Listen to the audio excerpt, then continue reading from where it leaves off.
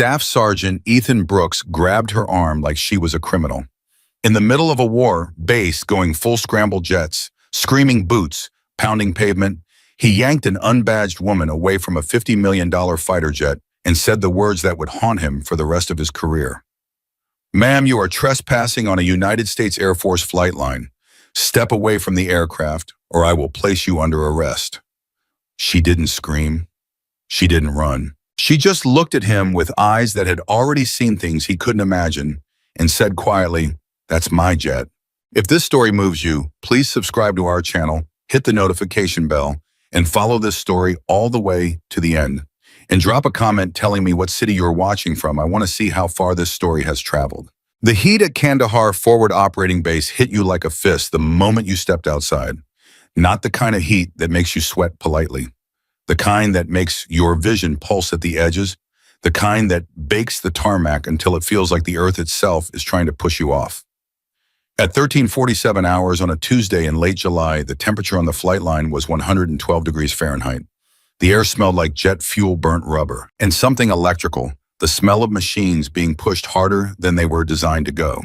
Staff Sergeant Ethan Brooks had been on duty for 11 hours. His boots had logged somewhere around 8 miles of walking that day back and forth across the apron, checking credentials, waving through authorized personnel, keeping the unauthorized ones out.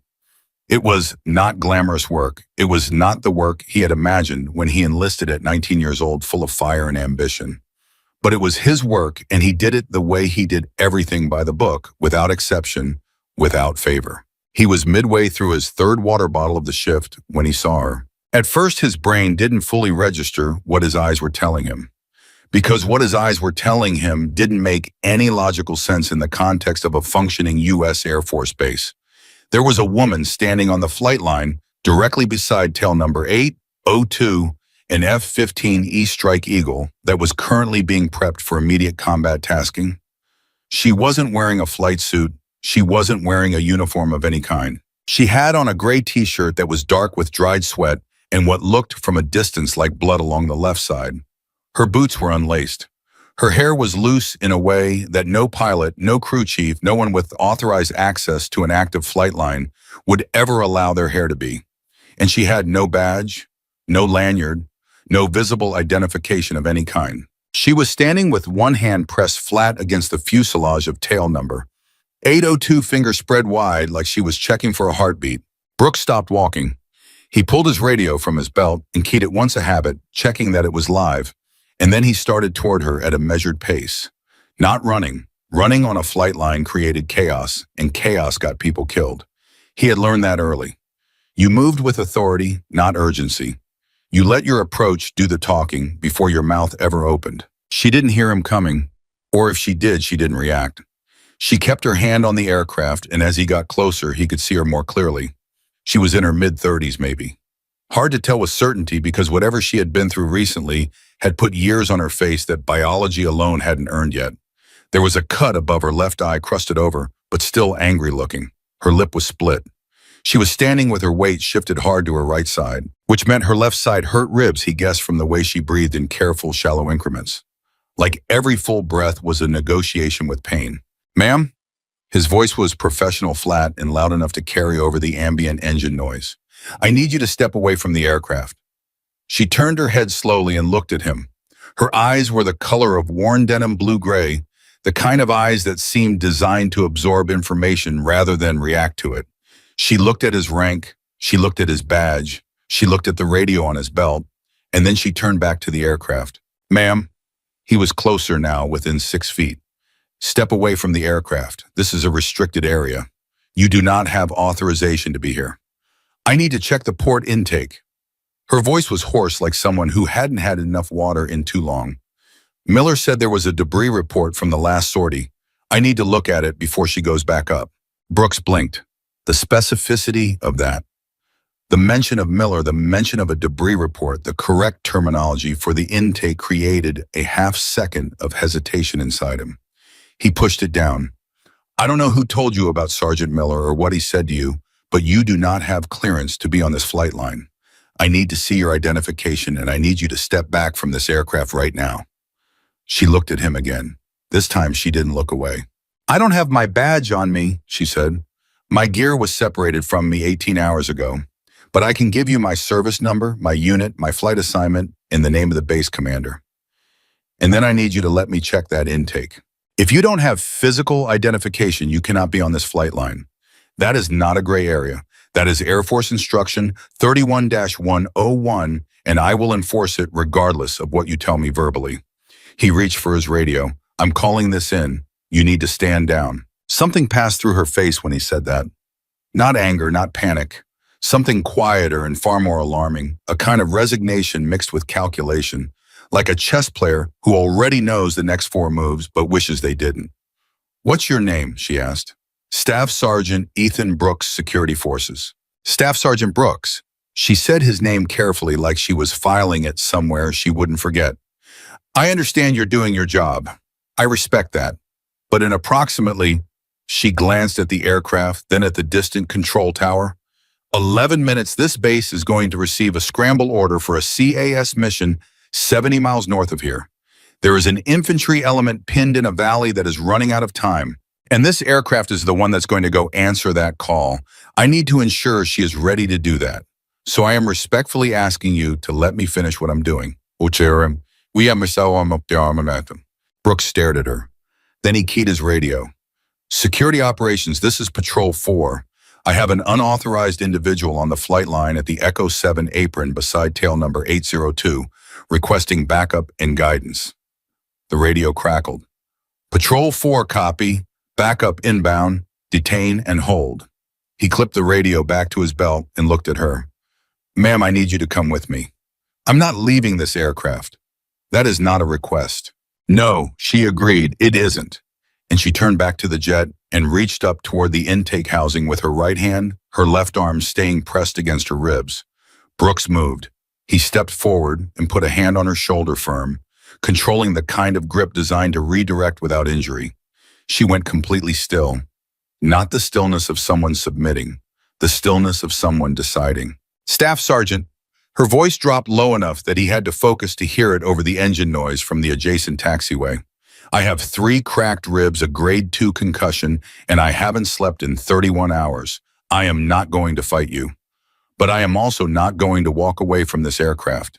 So we are going to stand here together until someone with more information than you currently have comes and resolves this situation.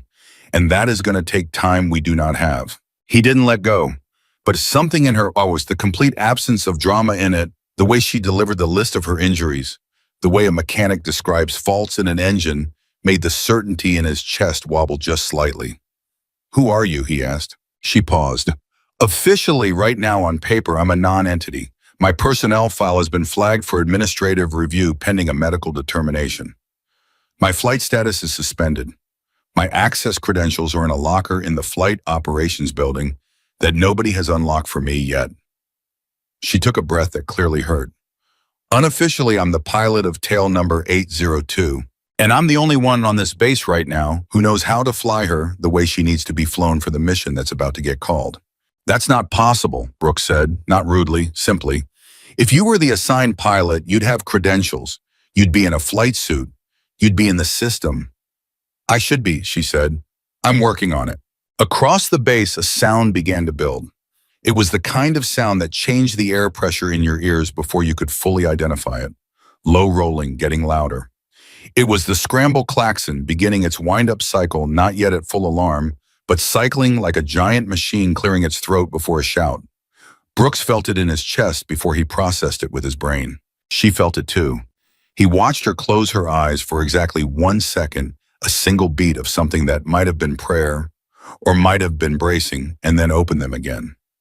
It's starting, she said. Staff Sergeant Brooks, please let go of my shoulder. He didn't, but his grip had changed.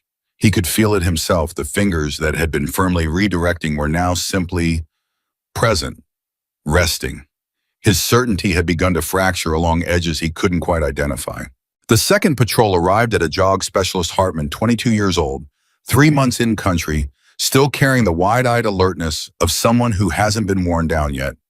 He came to a stop 6 feet away and looked from Brooks to the woman and back to Brooks with the expression of someone who has arrived at a situation and immediately understands that the situation is more complicated than the radio call suggested. "What do we got?" Hartman asked. "Unauthorized individual. No credentials. Won't comply with removal." Hartman looked at the woman. She looked back at him. He looked at her unlaced boots, her blood-stained shirt, the careful way she held her left side. "She okay?" he asked, and the question was directed at Brooks, but his eyes were still on her. "I'm fine," she said before Brooks could answer. "I'm Captain Avery Reeves, F-15E pilot, 492nd Fighter Squadron, temporary assignment to this base. My credentials are compromised, but my assignment is active. Can one of you radio the flight operations desk and ask them to pull the Nighthawk designation from the aircraft maintenance log for tail 802? Just that one thing." Hartman reached for his radio. Brooks caught his wrist. "Don't." Hartman looked at him.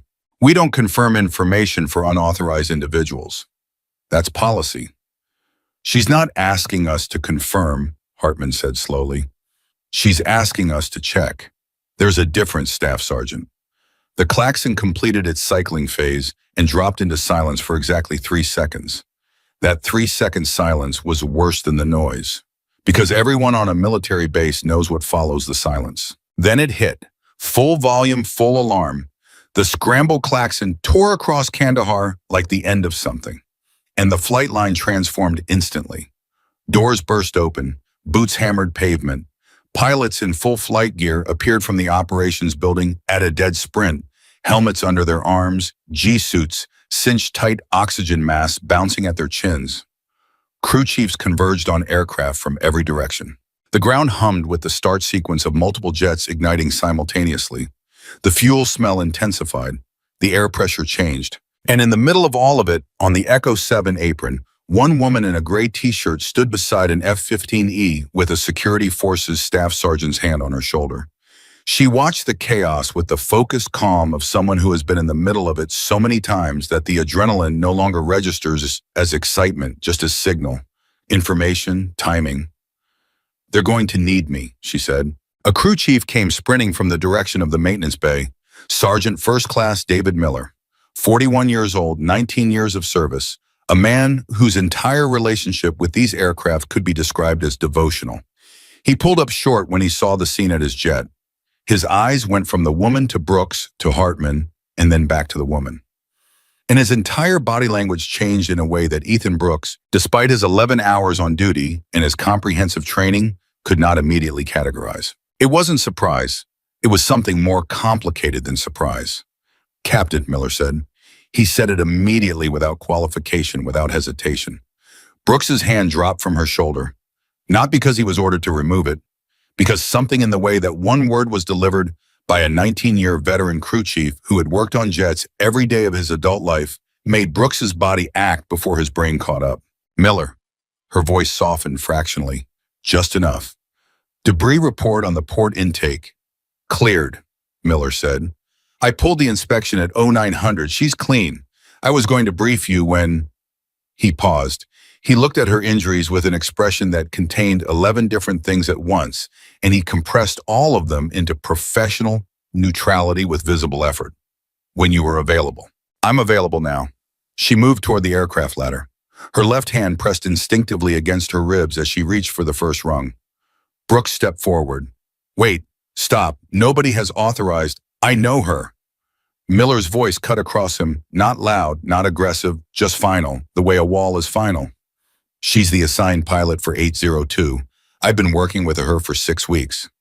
Then why doesn't she have credentials?" Miller looked at him steadily. "That's above my pay grade, Staff Sergeant, and probably above yours." Brooks pulled his radio again. His hands were steady.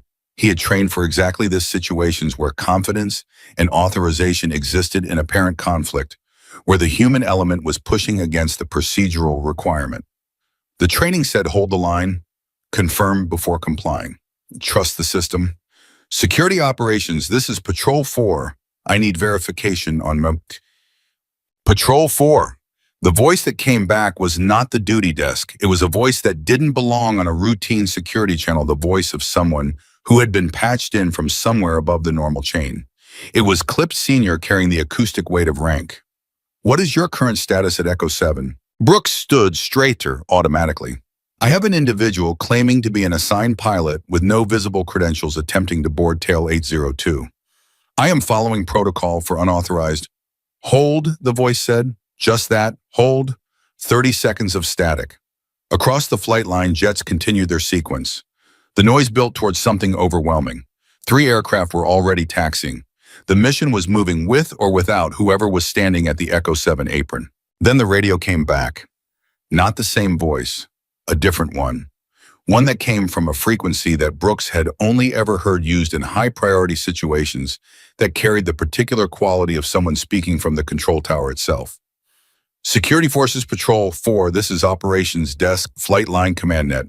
Authentication code for tail 802 reads, Nighthawk, verified you have visual contact with the individual at Echo 7. Brooks swallowed. Affirmative. Can you describe the individual? Female, mid-30s, gray t-shirt, no uniform, visible injuries including head laceration and possible rib trauma. Brown hair, approximately 5'6". 15 seconds. Then Patrol 4, that individual is known to Operations Command. She is cleared for access to 802 under a standing medical override request that has been filed but not yet processed. I say again, she is known to Operations Command. Await further guidance. Brooks looked at the woman at Captain Avery Reeves if that was truly who she was. She hadn't been listening to his radio. She had been using those 30 seconds to speak quietly to Miller, who was nodding, his expression still a wall of professional neutrality with all the emotion pressed behind it. Staff Sergeant, Hartman's voice was careful. Maybe we... Stand by, Brooks said. He walked 3 steps away from the aircraft and turned his back on both of them, not to be rude, but because he needed to think without her eyes on him. She had a way of looking at him that wasn't challenging or hostile, that was simply patient, and it was somehow more destabilizing than if she had argued with him. He played back the last 4 minutes in his head, the terminology she had used correct, the crew chief's recognition immediate and specific, the information about the debris report accurate enough that Miller hadn't corrected it, and now Operations Desk on the Flight Line Command Net telling him she was known to command. He had followed the book. He had followed it exactly. And the book was beginning to suggest that the situation was more complicated than the book had anticipated. He keyed his radio again. Operations Desk Patrol 4. What is the authorization chain for the individual at Echo 7? If she is cleared, I need that clearance from a commissioned officer on record. The response took 45 seconds. In military time, 45 seconds on a scramble day is an age. When it came, it wasn't from Operations Desk. Major Thomas Harding had been sprinting from the operations building toward his own assigned aircraft, 3 aprons down, helmet in hand, when something peripheral caught his attention. He was 22 seconds from his jet. He had a combat mission in 7 minutes. His entire being was organized around one thing: getting airborne. But the thing he saw from his peripheral vision stopped his feet. He turned. He saw tail number 802. He saw the woman at the base of the ladder. He saw Brooks and Hartman standing with the uncertain posture of men who know they've stumbled into something that exceeds their training. And Major Harding changed direction. At a run the wrong direction away from his aircraft toward Echo 7. He arrived breathing hard, his eyes going immediately to her face, cataloging the damage with the rapid assessment of someone who had seen combat injuries before. Reeves, not a question. What are you? How did you? I need about 40 seconds in the cockpit, she said. Miller cleared the intake. I need to check the nav system personally and verify weapons config. You're not cleared. You're on medical hold. I know. Reeves, he stepped closer to her, dropped his voice. You have 3 cracked ribs. You have a concussion. I was in the room when the flight surgeon grounded you. I watched him sign the order. I know, she said again. Her voice was the same, calm, hoarse, steady. Then what are you doing here? She looked past him toward the north, as if she could see through the base's perimeter, through 70 miles of Afghan terrain, all the way to a valley where right now men in uniform were pressing their backs against rocks and praying for engine noise from the sky. My unit is in that valley, she said. I know the terrain. I've flown that corridor 16 times. I know where the threat systems are. I know the defilade. I know the egress routes. There is nobody on this base right now with my flight hours in that specific area. She looked back at him. You know that, Major. You know that's true. Harding was quiet for a moment. Behind him, Brooks and Hartman were doing something difficult, which was standing still at the edge of a conversation that was clearly above them and waiting.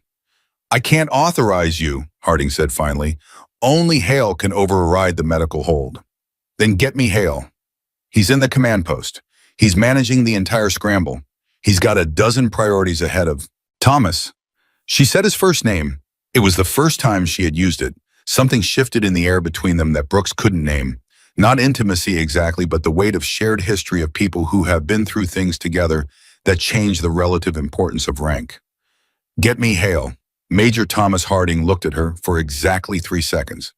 Then he pulled his radio, not the standard security channel, but the command frequency, and he said 4 words. "I need Colonel Hale." Across the flight line, the last of the other jets were taxiing. The scramble was moving. 802 sat alone on the Echo 7 apron engines, cold waiting. Its tail number caught the afternoon sun. The letters were visible from 50 yards, 802. And just below them in smaller print, that only the people who worked with this specific aircraft every day would notice a call sign stenciled in field standard lettering. Nighthawk. Brooks saw it for the first time. He had been close to this aircraft for the last 8 minutes and hadn't looked at the call sign. Now he looked. And something about the way the words sat there, not stenciled as decoration, not written as ceremony, but applied with the practical permanence of something that has earned its place, made the last of his certainty about the situation begin to dissolve. He looked at her. She was watching Major Harding speak into the command frequency radio. She was very still, which he was beginning to understand was not passivity. It was economy. She was saving every unit of energy for what was coming. Every breath that didn't tear through her injured ribs. Every heartbeat that didn't waste itself on fear. "What happened to you?" he heard himself ask. He didn't mean to say it out loud. She turned and looked at him, not with irritation, with a kind of tired openness. "The mission before this one," she said. "We took ground fire. My WSO got us down. He didn't," she stopped. "He didn't make it to the pickup. I did." She looked back at the aircraft. "So I came back." Brooks stood very still. "You came back for the next mission," he said. "I came back for my jet," she said, "because nobody else knows her the way I know her. And because the people who need her tonight can't wait for somebody else to learn." Hartman, standing 4 feet away, made a sound that wasn't quite words. He pressed his lips together and looked at his boots. The command frequency crackled on Major Harding's radio. And then a voice came through that made every person in the vicinity of the Echo 7 apron go completely still. Colonel Raymond Hale did not raise his voice. He had the kind of command presence that doesn't require volume that carries authority, the way a mountain carries its own weight, not by pushing, simply by existing. "This is Colonel Hale. I'm told there is a situation at Echo 7. Give me a status." Harding spoke quickly, precisely covering the facts without ornamentation. He finished in under 30 seconds. The silence that followed was 18 seconds long. Brooks counted. Then Hale said 3 words to Harding, "Put her on." Harding held out the radio. She took it. She held it steadily, despite the fact that her hand wanted to shake. Brooks could see the controlled effort of that stillness. And she pressed the transmit key. "This is Reeves, sir. Captain Avery Reeves. I'm at tail 802. "Captain Reeves," Hale's voice was even, "the flight surgeon's medical hold on you is active. You know that." "Yes, sir." "Give me one reason. Your best one." She didn't hesitate. She had been carrying her best reason for the last 6 hours. "I've flown the Alishan corridor 16 sorties. The pilot closest to my hours in that area has 11. The threat environment in that valley has changed in the last 48 hours. There are 2 mobile SAM systems that weren't there last week. I know where they've moved because I was flying that area 2 days ago when they repositioned. If someone goes in there without knowing that they are going to die, sir, and the infantry that called for help is going to watch them die and then die themselves." She took a breath, let it out controlled. "I'm the only one who can do this specific thing safely, sir, and I'm asking you to let me do it." 17 seconds of silence. Then Colonel Raymond Hale's voice came back onto the frequency that was Brooks would later learn being monitored by the control tower. And what he said would be echoed in the tower's transmission log and repeated in the squadron's after-action report and told in military circles for years afterward. "Nighthawk, medical hold is overridden. You are cleared hot. Fly safe, Captain. Bring it home." The radio went quiet. The flight line was not quiet. Jets were taxiing. Machinery was running. The war was proceeding on its mechanical schedule. But on the Echo 7 apron, in the bubble of silence that Hale's words had created, nobody moved for a full 3 seconds. Then Avery Reeves handed the radio back to Major Harding. She turned to the aircraft ladder. And Staff Sergeant Ethan Brooks, by complete instinct, by something that had nothing to do with the book or the protocol or the 11 hours of duty already behind him, took one step backward and out of her path. She climbed. Her left hand gripped the ladder rung, and her ribs screamed at her, and she didn't make a sound. One rung, then the next, then the next. Her unlaced boots found each step with the muscle memory of someone who has done this in darkness, in rain, in the kind of exhaustion that makes the world go sideways. Miller was already moving, reaching for the ejection seat safety pins, pulling the cockpit checklist from the clipboard on his forearm. His hands moved with the practiced efficiency of a man performing a sacred ritual. Harding watched her climb. His face was complicated. There was something in it that might have been awe, and might have been grief, and might have been both at exactly the same time. Hartman had stopped looking at his boots.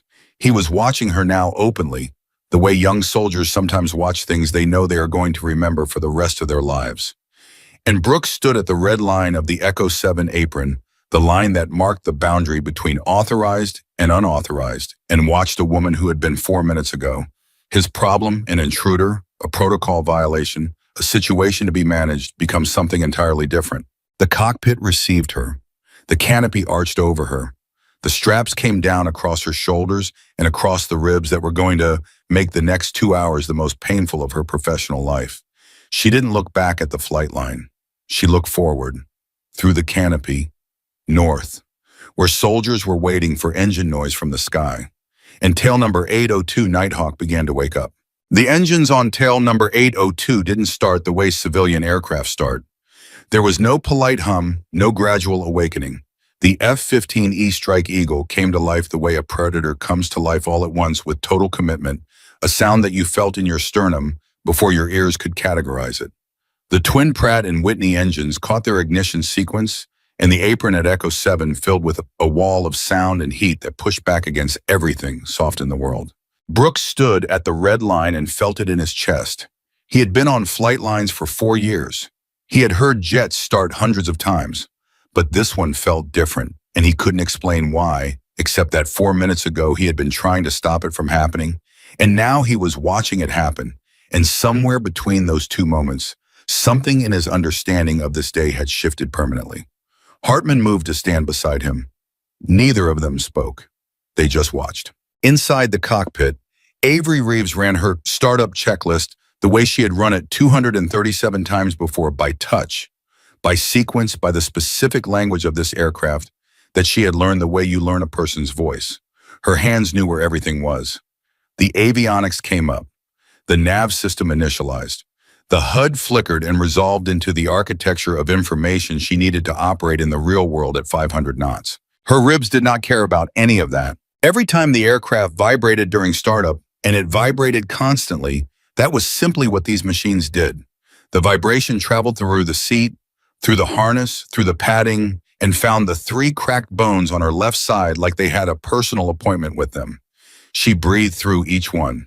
In through the nose, out through the mouth, the way the flight surgeon had told her when he grounded her. The way she had nodded and agreed and then walked out of his office and come directly here. She did not allow herself to think about the flight surgeon right now, or about Major Harding, who was standing somewhere on the flight line watching her cockpit procedures with the expression of a man who has made a decision he knows he will have to defend later, or about Colonel Hale, who had put his name on an override that his medical staff was going to review with great interest after today. She thought about the nav display.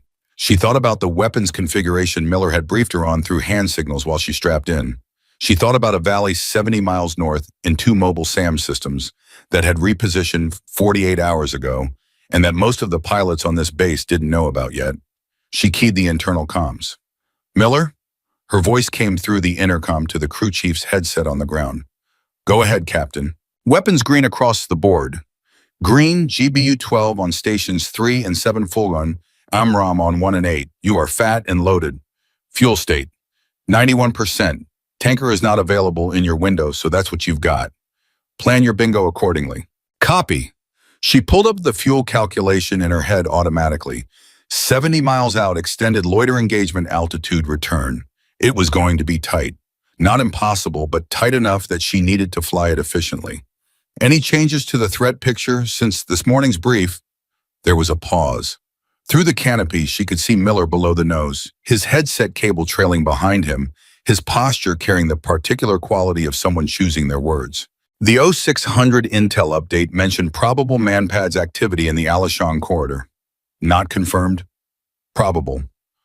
Threat axis, East Ridgeline, that's all they had. She absorbed that. Manpads, man-portable air defense systems, were the kind of threat that didn't care how good a pilot you were. They were shoulder-fired, they were fast, and they were operated by human beings who had learned exactly how to use terrain to hide until a jet was committed to its attack run. East Ridgeline. She filed it. Copy, good copy, pulling chocks on my call. Standing by, Miller said. And then quieter in the voice of a man who has prepared an aircraft for combat for 19 years and has never quite learned to be fully detached about it. Fly smart, Captain. She almost said something back. Something real. Something that acknowledged what was happening. Here, the weight of it, the fact that she was sitting in this cockpit with injuries that should have had her in a hospital bed and instead had her pushing throttles toward a war.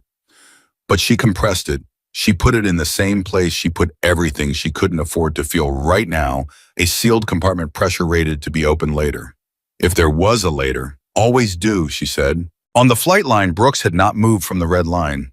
He had his radio in his hand, but he wasn't using it. The situation had resolved itself in the only way it apparently could, above his authority, above Harding's authority, at the level of a base commander, making a call that would be debated in after-action reviews for months. His job now was to stand here and make sure nobody else interfered with what was happening, which meant his job had gone from stopping her to protecting her in the space of about 8 minutes. He wasn't sure how he felt about that. He was sure it was the right thing. Hartman was watching the cockpit. She's got cracked ribs, he said, not as a complaint, as a statement about the world. I know, Brooks said, and a concussion. I know. And Hartman stopped. He seemed to be reaching for words that didn't quite exist. She's really doing this. Yeah, Brooks said. She is. The radio on his belt crackled. Operations desk routine channel confirming that the Echo 7 aircraft was cleared for taxi. Brooks acknowledged it. He looked at his hands. They were steady. He was grateful for that because his insides were doing something that his hands were declining to advertise. Over the tactical net that was now running hot across the base, the situation in the valley 70 miles north was deteriorating. Brooks could only hear fragments. He didn't have full access to the tactical frequency, but what he caught in the ambient noise of nearby radios was enough. Infantry element. Pinned. Taking casualties. Air support. Critical. The phrases came through in the flat professional language of people trained not to let urgency into their voices. And somehow that flatness made it worse. Inside cockpit 802. Avery heard all of it. She was on the tactical net now. Full access, and the voices coming through her helmet speakers were specific and human and terrified, in the way that training cannot entirely prevent when the situation is real enough. Overlord, this is Dragon 6 Actual. We have 2 urgent surgical and 4 priority. Say again, 2 urgent surgical. We have run out of concealment on the eastern approach. I have personnel in the open. I need air now. Break, I need air now. Dragon 6 Actual, a unit commander, using his actual call, which meant he was past caring about radio discipline because radio discipline was a concern for people who expected to be alive long enough to have it matter. Avery clicked onto the frequency. Dragon 6, this is Nighthawk. I am currently starting engines. Give me 7 minutes. Say again, 7 minutes. A pause, then, Nighthawk Dragon 6. 7 minutes is copy. 7 minutes. We will do what we can. Standing by. She closed her eyes behind her visor for 1 second. Just one. The arithmetic of it, 7 minutes, she knew with technical precision, meant someone out there was calculating how many of their people were going to get hurt in those 7 minutes. And they were deciding that the number was acceptable because the alternative was no air support at all. She opened her eyes, reached for the throttles. Miller, pull chocks.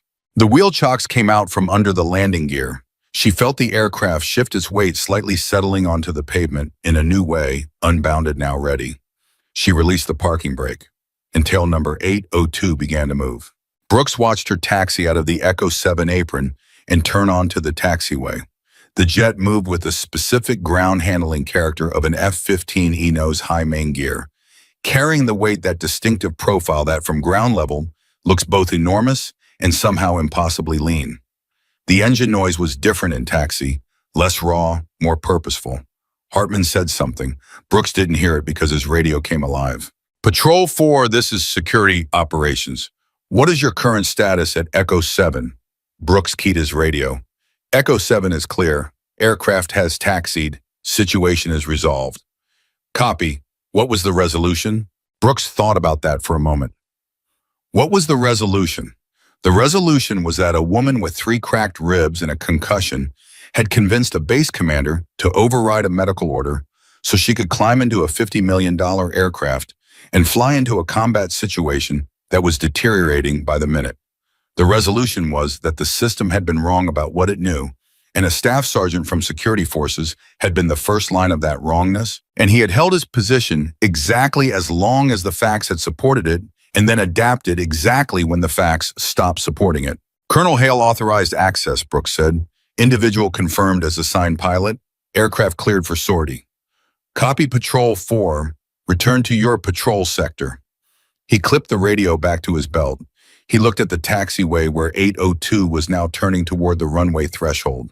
From this distance, the cockpit was just a dark shape behind glass. He couldn't see her. He could only see the machine she was inside. Staff Sergeant. Hartman's voice was careful. Were we right? What we did. Stopping her initially. Brooks was quiet for a moment. Behind them, Miller was walking back toward the maintenance bay, his checklist folded under his arm, his face carrying something that wasn't going to be visible from the outside, but that Brooks suspected would be with him for a long time. We followed procedure, Brooks said. That's not what I asked. Brooks looked at him. Hartman was 22 years old, and he was asking the question that 22-year-olds ask the one about whether the right thing and the procedural thing were the same thing, and whether you could tell the difference in the moment or only afterward.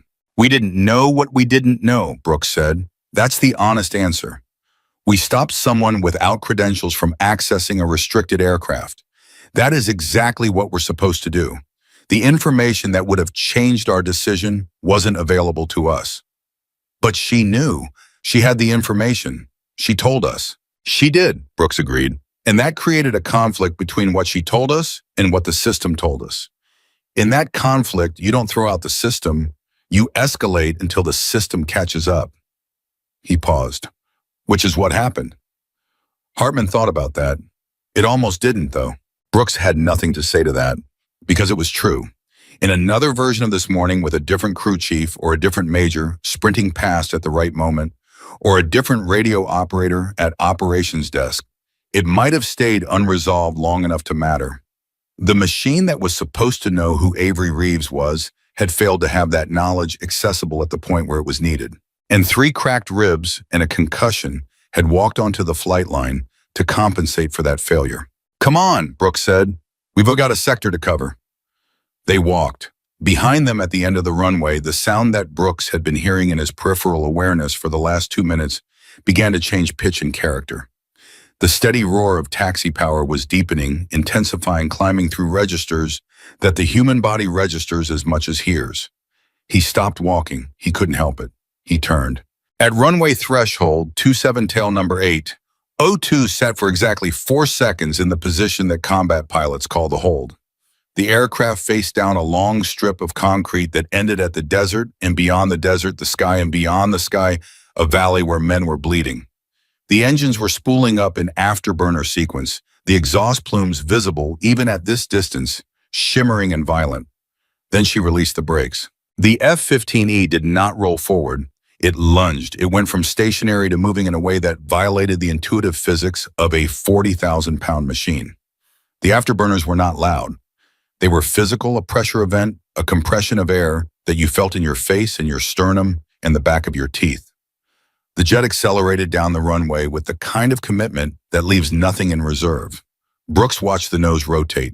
He watched the main gear leave the pavement. He watched tail number 802 climb. The angle was aggressive. She wasn't easing into the sky, she was taking it, demanding altitude with a rate of climb that pressed her injured body into the ejection seat with the G-forces she had promised herself she could handle. The jet banked north almost immediately, the wings tilting with a precision that meant somebody very capable was flying it. The sound faded, she climbed. She became a shape, then a smaller shape, then a glint in the desert sun above Kandahar. Then nothing. Sky. Hartman was standing beside him. Neither of them had spoken. The entire flight line seemed to have paused in some collective acknowledgement of what had just happened, though that was probably Brooks projecting. The line chiefs were moving. The support crews were moving. The war was proceeding. "She's going to make it," Hartman said. He said it the way young people say things they need to believe, not quite a statement, not quite a question. Brooks looked at the empty sky where the aircraft had been. "She's going to make it," he agreed. And then his radio crackled again, and the flight line resumed its ordinary, extraordinary business, and Staff Sergeant Ethan Brooks walked back to his sector and did his job the way he always did, by the book, without exception. But he was different than he had been 3 hours ago. Something had been added to him that the book had never anticipated adding. The kind of thing that doesn't fit in a protocol, the kind of thing you carry. 70 miles north in a valley that the maps labeled with a name that nobody on the ground cared about, Dragon 6 Actual was lying on his back behind a boulder, with a satellite radio pressed to his ear, counting seconds. His unit was scattered across 40 meters of terrain, in positions that ranged from defensible to desperate. He had 2 soldiers who needed surgery in the next hour. He had 6 others who were functional, but running low on everything ammunition water. The specific adrenaline that lets you keep doing the thing when the thing is genuinely terrible. He had been in this position before. Not this exact position, this valley, this boulder, this particular combination of helplessness and responsibility, but the shape of it. The moment when you have done everything you can do, and now you are waiting to find out if what you did was enough. 7 minutes, the voice on the radio had said. He looked at his watch. 4 minutes had passed. "Dragon 6, all Dragon elements." He used his radio even though most of his people were close enough to hear him shout. The radio mattered. The radio was structure, and structure was what you held on to when everything else was moving. "Air is inbound, 3 minutes. Maintain positions. Fire discipline. Let the aircraft work." From behind another boulder 12 meters to his left, one of his sergeants, a 26-year-old from Georgia named Kowalski, who had been carrying 2 wounded soldiers for the last 40 minutes and whose arms were shaking with the effort of it, raised his fist. "Acknowledgement. Understood. 3 minutes. 3 minutes." Dragon 6 looked at the eastern ridgeline. Somewhere up there, the people who had been making his morning extraordinarily bad were positioned with weapons and patience and the geographic advantage. He could not see them. He had not been able to see them since this started. You rarely could. That was the whole design. He heard it before he expected to. He heard it before the 3 minutes were up. It was faint at first, a sound that the terrain in the distance turned into something almost abstract, a pressure more than a noise. And then it clarified, and it became the specific, unmistakable engine signature of an F-15E, coming in low and fast on an attack profile, and Dragon 6 Actual, who had been lying on his back behind a boulder doing the calculus of survival for the last 22 minutes, felt something he was professionally reluctant to admit. He felt relief so intense it was almost painful. "Dragon elements, Dragon 6. Nighthawk is overhead. Keep your heads down and let her work. Mark your positions. Now." The colored smoke grenades went out. Red and yellow, the recognition colors for the day blooming across the rocky ground like bizarre flowers. 70 miles from Kandahar, in the sky above a valley where soldiers were waiting, tail number 802 rolled into its attack geometry. And Captain Avery Reeves, who had 3 cracked ribs and a concussion and hadn't slept in 31 hours, who had walked onto a flight line without a badge and been grabbed by a staff sergeant, who was only doing his job, who had convinced a base commander to override a medical order because she was the only person who knew where 2 mobile SAM systems had moved 48 hours ago, looked at her HUD, found her targets, and went to work. The first call she made on the tactical net was not dramatic. It was the opposite of dramatic. It was the most ordinary sentence in the vocabulary of close air support said by thousands of pilots over decades of conflict. but never quite the same when you were the one saying it over a valley where people you were responsible for were bleeding. Dragon 6 Nighthawk, I have your smoke. I have eyes on the eastern ridgeline. I see 3 positions. Confirm you are red and yellow. Nighthawk Dragon 6. Confirmed red and yellow. 3 positions on the eastern ridge is correct. You are cleared hot at your discretion. We will not fire during your run. We are keeping our heads down. She took a breath. The ribs complained. She took the aircraft into the run. What happened in the next 11 minutes would be documented in a mission report that would be classified for 18 months and then partially released in a training brief that omitted the pilot's name but included the methodology because the methodology was worth teaching. 2 mobile SAM systems engaged her and missed. She had known where they were, and she had planned her geometry around them, and she had been right about both. 3 enemy fighting positions were destroyed on the first pass. A 4th was identified on the second pass and destroyed on the third. The suppression was comprehensive enough that Dragon 6 was able to move his wounded to an extraction point, and the helicopters came in, and everyone who needed surgery got to surgery. That was the result. The result was what got written down. What did not get written down was what happened inside the cockpit during those 11 minutes. The ribs that screamed through every G-loaded turn. The concussion that made the edges of her HUD pulse with each rapid head movement.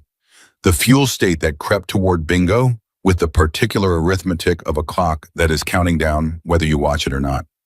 The moment on the second pass when a manpad launched from the eastern ridgeline, exactly where Miller's intel had said east ridgeline, probable, and she broke hard into it and the G-forces hit her injured left side and the world went gray at the edges for 1.5 seconds. 1.5 seconds of gray.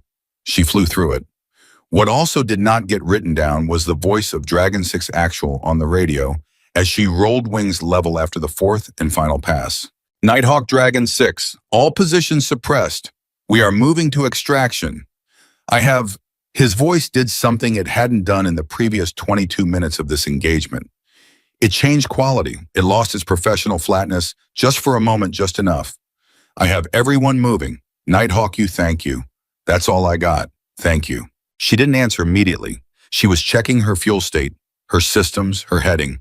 She was doing all the things you do after a combat engagement to make sure you can make it home, because making it home is also part of the job. It is in fact the most important part of the job because the aircraft and the pilot are needed for the next time someone calls. Then she clicked the radio. Dragon 6 Nighthawk, get your people out. That's all I needed. She turned the aircraft south, toward Kandahar, toward a landing that was going to require her to manage 3 cracked ribs through touchdown and rollout and brake application and all the physical demands of bringing 40,000 pounds of aircraft to a stop on a runway. She thought about that. She thought about each step of it, the flare, the touchdown, the deceleration. She ran through it methodically because that was how you handled the things that were going to hurt. You looked at them directly. You didn't flinch from the specifics. Her fuel state blinked at her. Tight, very tight. She advanced the throttle slightly and climbed for efficiency altitude. Behind her, the valley fell away. Below her, 70 miles of Afghan terrain scrolled past. Ahead of her, a base where a staff sergeant was back on his patrol sector and a crew chief was watching the radio for her return call and a major was writing notes for an after-action brief he didn't fully know how to write yet. She clicked onto the base frequency. Kandahar Tower, this is Nighthawk, tail 802. I am inbound from the north. Fuel state is bingo plus 10.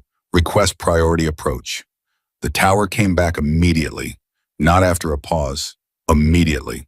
Nighthawk Kandahar Tower, you are cleared for priority straight-in approach runway 27. All traffic is holding. The field is yours. All traffic is holding. She had never in 10 years of flying had an entire airfield cleared for her approach. She flew it straight, flew it clean, flew it with every ounce of technique she had built over 237 sorties because the aircraft deserved that, and the people waiting on the ground deserved that, and she deserved that, even if she would never say the last part out loud. The runway came up through her HUD. She flew the approach. She flew through the pain. And tail number 802 Nighthawk came home. The wheels of tail number 802 touched runway 27 at 15:31 hours. Not gracefully. There was nothing graceful about it. The main gear hit the pavement with a force that traveled directly up through the airframe and into the seat and through the harness and into three cracked ribs that had already spent the last 47 minutes being compressed by G-forces that the human body was not designed to sustain without consequence. Avery made a sound that she was grateful no one could hear, a single sharp exhale that was the physical equivalent of a white flag, the body's acknowledgement that it had been pushed past the boundary of what it could absorb silently. She held the nose up as long as aerodynamics allowed bleeding speed, with the discipline of someone who knows that brake application is coming, and brake application is going to be its own category of bad. Then the nose came down, the nose wheel touched. She reached for the brakes and applied them with steady, even pressure, and the deceleration pushed her forward into the harness, and the harness pushed back. And the ribs that had been talking to her the entire mission now escalated from conversation to screaming. She held the brakes, she held her breath. The jet slowed, stopped. For 4 seconds, she sat completely still in the cockpit. The engines were still running. Her hands were still on the controls. The HUD was still live. But she sat still because she needed 4 seconds to verify that she was in fact on the ground, that the runway was solid beneath her, that the mission was complete, and she had brought the aircraft home, and that the gray edges that had visited her vision twice during the engagement had not come back to collect what they were owed. Everything hurt. Everything was intact. She exhaled fully. One real breath, the kind she hadn't allowed herself in nearly an hour. Then she keyed the radio. Kandahar Tower, Nighthawk, 802 is down and safe. Requesting taxi to Echo 7. Nighthawk Tower, copy, down and safe. Welcome home, Captain. Taxi via Alpha to Echo 7. Ground frequency 121.9. She switched frequencies, began her taxi. Outside her canopy, the base resumed its ambient movement, aircraft handlers and vehicles crossing the apron. The ordinary machinery of a forward operating base continuing its work with the indifference that large organizations have toward individual events, however significant those events might be. But not everyone was indifferent. At the Echo 7 apron, Sergeant First Class David Miller had been standing in approximately the same spot since the jet had launched, which was 71 minutes ago. He had not been standing still in the passive sense. He had been doing things, talking to maintenance personnel, checking consumables, filling in the debrief worksheet, answering radio calls from the operations desk. But his feet had not moved from the Echo 7 apron, and every 90 seconds or so, his eyes had gone to the northern sky. He heard her radio call to tower. He heard the tower's response. He picked up his own radio and called his maintenance team. 802 is inbound. I need chocks, a ladder, and someone to call the flight surgeon. Now. There was a pause on the other end of the radio. Then, the flight surgeon, Sergeant. Yes, the flight surgeon. Tell him it's not optional. He clipped the radio to his belt and watched the taxiway. She came around the corner at 15:34 hours, the jet moving at ground taxi speed, the nose tracking the center line with the precision of someone who was very tired and very focused, and not allowing the tiredness to touch the focus. Miller walked out to marshal her into the parking spot using the standard hand signals, guiding her left main gear to the chalked mark on the apron that was its designated position. She followed his signals exactly. The jet stopped on the mark. He held up his fist. The engines began their shutdown sequence. By the time he climbed the ladder and helped her open the canopy, the engines were winding down and the flight line had gone from full combat noise to something closer to quiet, the specific quiet of a machine that has done its work and returned. Miller came up over the cockpit rail and looked at her, and she looked back at him, and neither of them said anything for a moment.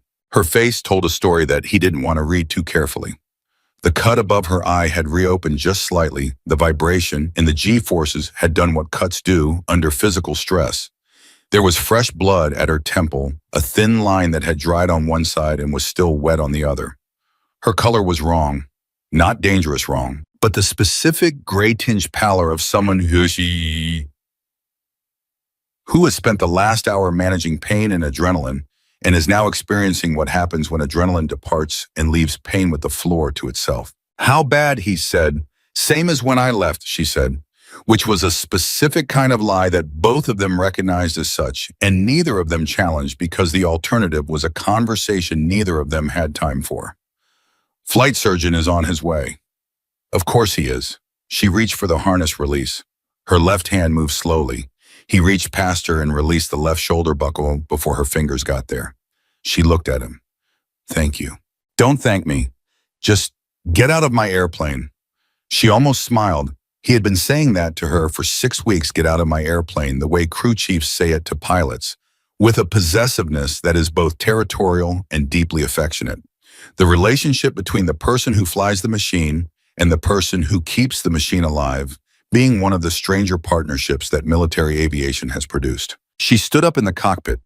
The moment her weight shifted from the seat to her legs, her left side protested with a directness that made her grip the cockpit rail hard enough that her knuckles went white. She stood through it.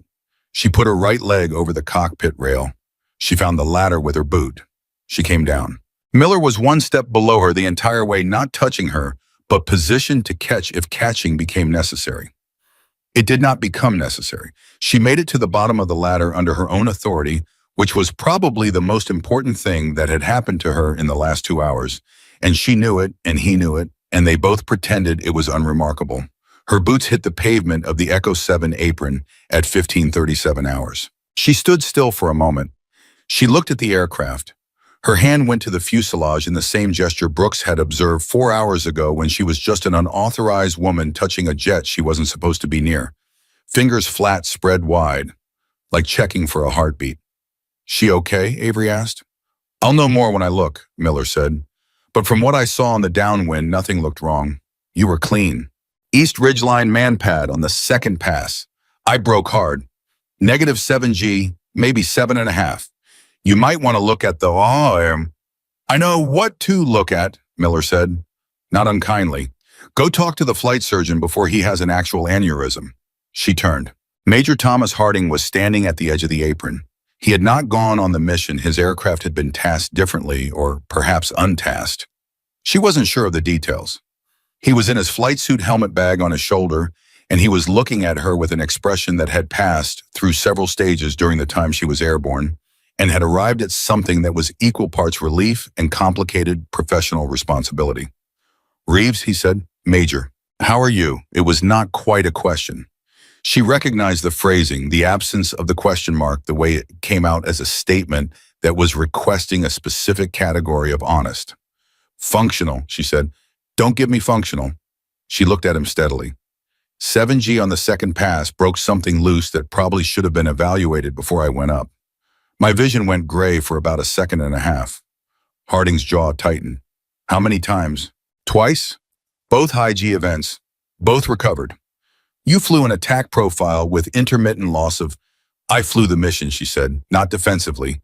Simply, the positions are suppressed. Dragon 6 element is at extraction. 2 urgent surgical got to surgery. The mission is complete. She held his gaze. That's the conversation we need to have, not the other one. The other one, Harding said carefully, is a conversation Colonel Hale is going to insist on having, regardless of what you and I think about it. I know. Avery. He dropped his rank, dropped the professional distance, used her name the way he had used it on the flight line, with the weight of what they had been through together in 18 months of this deployment. You could have died up there. People die up there with full medical clearance, she said. That has never been the variable.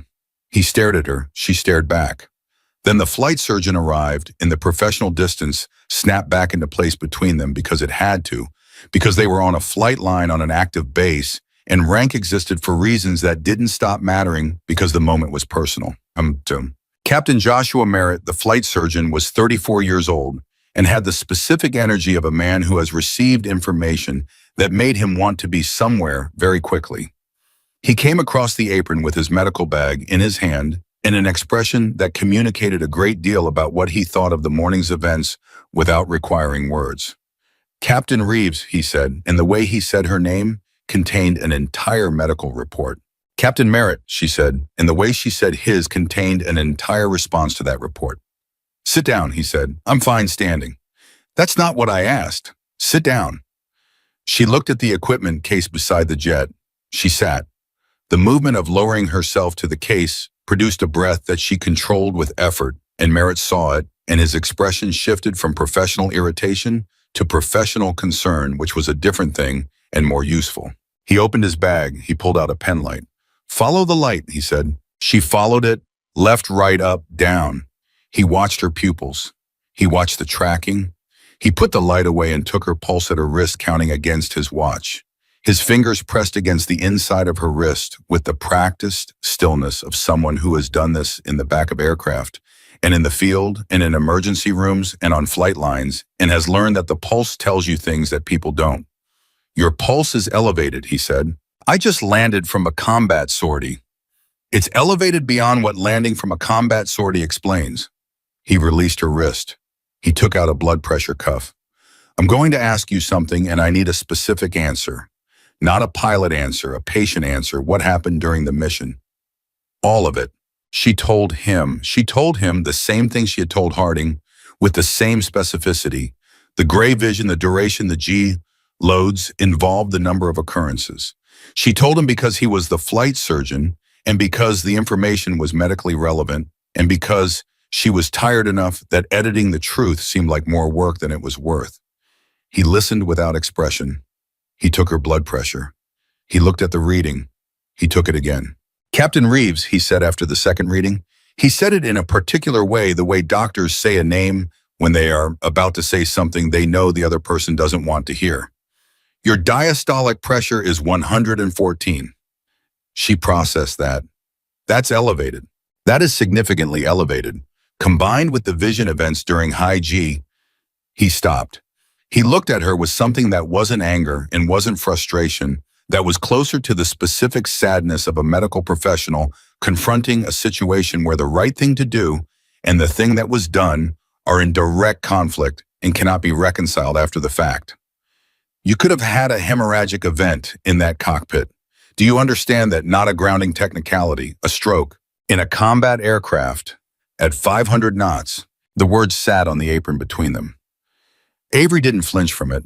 She had thought about it. She had thought about the specific medical possibility during the gray edge moments, the way pilots think about emergencies clinically, procedurally. What are my options if this gets worse? What is my decision point? She had made her calculations and flown through them. I know, she said. You knew before you went up. I knew the possibility. And you went anyway. And I went anyway, she agreed. 2 urgent surgical are alive. That seemed like the relevant outcome. Merritt was quiet for a long moment. He was looking at her with the expression of a man who has no good response to what has just been said, because the logic is internally consistent and the outcome supports it, and he is still profoundly professionally opposed to everything about how they got here. I'm admitting you, he said finally. Now, today, you are going to the treatment facility and you are going to stay there until I say otherwise. Okay, she said. He blinked. He had clearly prepared for an argument. Okay, he repeated to confirm. The mission is done, she said. There's nothing else I need to be here for right now. She looked at the aircraft. Make sure Miller does a thorough inspection. I pulled some hard maneuvering on the second and third passes. I'll tell him. Merritt closed his medical bag. He stood up. He looked at her for a moment with something he couldn't quite suppress. What you did today was necessary, she said. That's all it was. He didn't agree or disagree. He just picked up his radio and called for a vehicle. What happened in the next 40 minutes happened the way many of the most significant events in military life happen, without ceremony in the margins of larger activities, while the base continued its work around them. A vehicle came and took Avery to the treatment facility. Miller and his maintenance team went over tail number 802 with the comprehensive attention of people who take their responsibility to the machine personally. Harding went to the operations building to begin the first of what would be several conversations about the morning's events. And Staff Sergeant Ethan Brooks, whose patrol sector had brought him back to the general vicinity of the flight operations building at 1548 hours, was in the process of completing a written report of the incident, which was required, which was standard, which was the correct thing to do when someone sat down across from him at the patrol desk without being invited. He looked up. He had never seen this person before, which meant nothing by itself on a base this size. But the rank on the uniform told him quite a lot. Bird Colonel, the silver eagle of a full colonel, and on this base there was exactly one full colonel with command authority over the flight line. Staff Sergeant Brooks, Colonel Raymond Hale said. He said it the way people in senior command positions say names informatively to confirm that he had the right person and to give the person time to process who they were now in conversation with. Brooks stood up immediately. Sir, sit down. Hale sat. He had the physical bearing of someone who had flown combat aircraft for 22 years before moving into command, which gave him a particular kind of authority that was different from purely administrative rank. It was grounded in the knowledge that the person across the table had personally done the things he was now responsible for. I read your incident report from this morning, the preliminary one that went to security operations. Yes, sir. Walk me through it. From the beginning, your version. Brooks walked him through it. He did it the same way he had done it for the security operations debrief, chronologically, factually, without editorializing. He included the moments of hesitation. He included Hartman's instinct to radio the operations desk. He included his own decision to hold the protocol position until the information changed. He included the moment the information changed. Hale listened without interrupting. He had the stillness of someone who has sat through many briefings and learned that interrupting them is a way of getting less information rather than more. When Brooks finished, Hale was quiet for a moment. You made the right calls, Hale said. Brooks had not been expecting that, not as the first thing. Sir, you followed procedure correctly. You escalated when the situation warranted. You adapted when the information changed. That is exactly what I need from security forces personnel on my flight line. He paused. What I don't need is for people to start making individual judgment calls about who looks like they belong on the flight line and who doesn't, because that road ends somewhere very bad. The system has to work. The system failing to have Captain Reeves's information accessible at the point where it was needed, that's my problem to fix, not yours. Brooks thought about that. Sir, with respect, it came close. It did, Hale agreed. That's also my problem to fix. He looked at Brooks with the direct assessment of someone who has spent 2 decades evaluating people under pressure. How are you doing? The question was unexpected enough that Brooks took a second. I'm good, sir. You're sure? I held an injured pilot off her aircraft for 8 minutes during a combat scramble, Brooks said carefully. I followed procedure exactly as I was trained. I would do the same thing again with the same information. He stopped. And Hale said, and I'm glad it resolved the way it did, Brooks said. Sir. Hale studied him. Then he nodded. Once the nod of a man who has heard the honest thing and is satisfied with what? Get some rest, Staff Sergeant, he said. He stood. Sir. Brooks stood with him. Captain Reeves, is she? She's in medical, Hale said. She'll be evaluated and treated.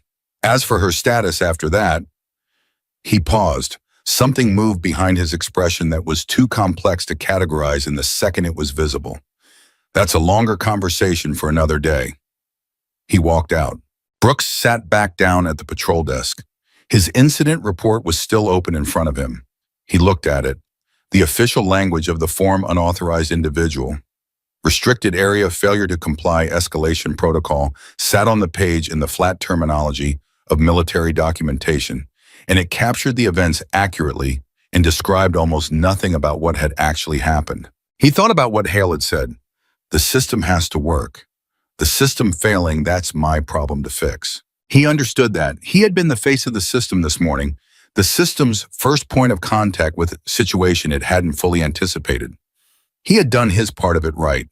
The part that hadn't worked right was somewhere above him in the administrative machinery that had failed to flag Captain Avery Reeves' assignment to tail number 802 in the credential system that security forces used that had left her arriving at her own aircraft as a stranger. He closed the incident report.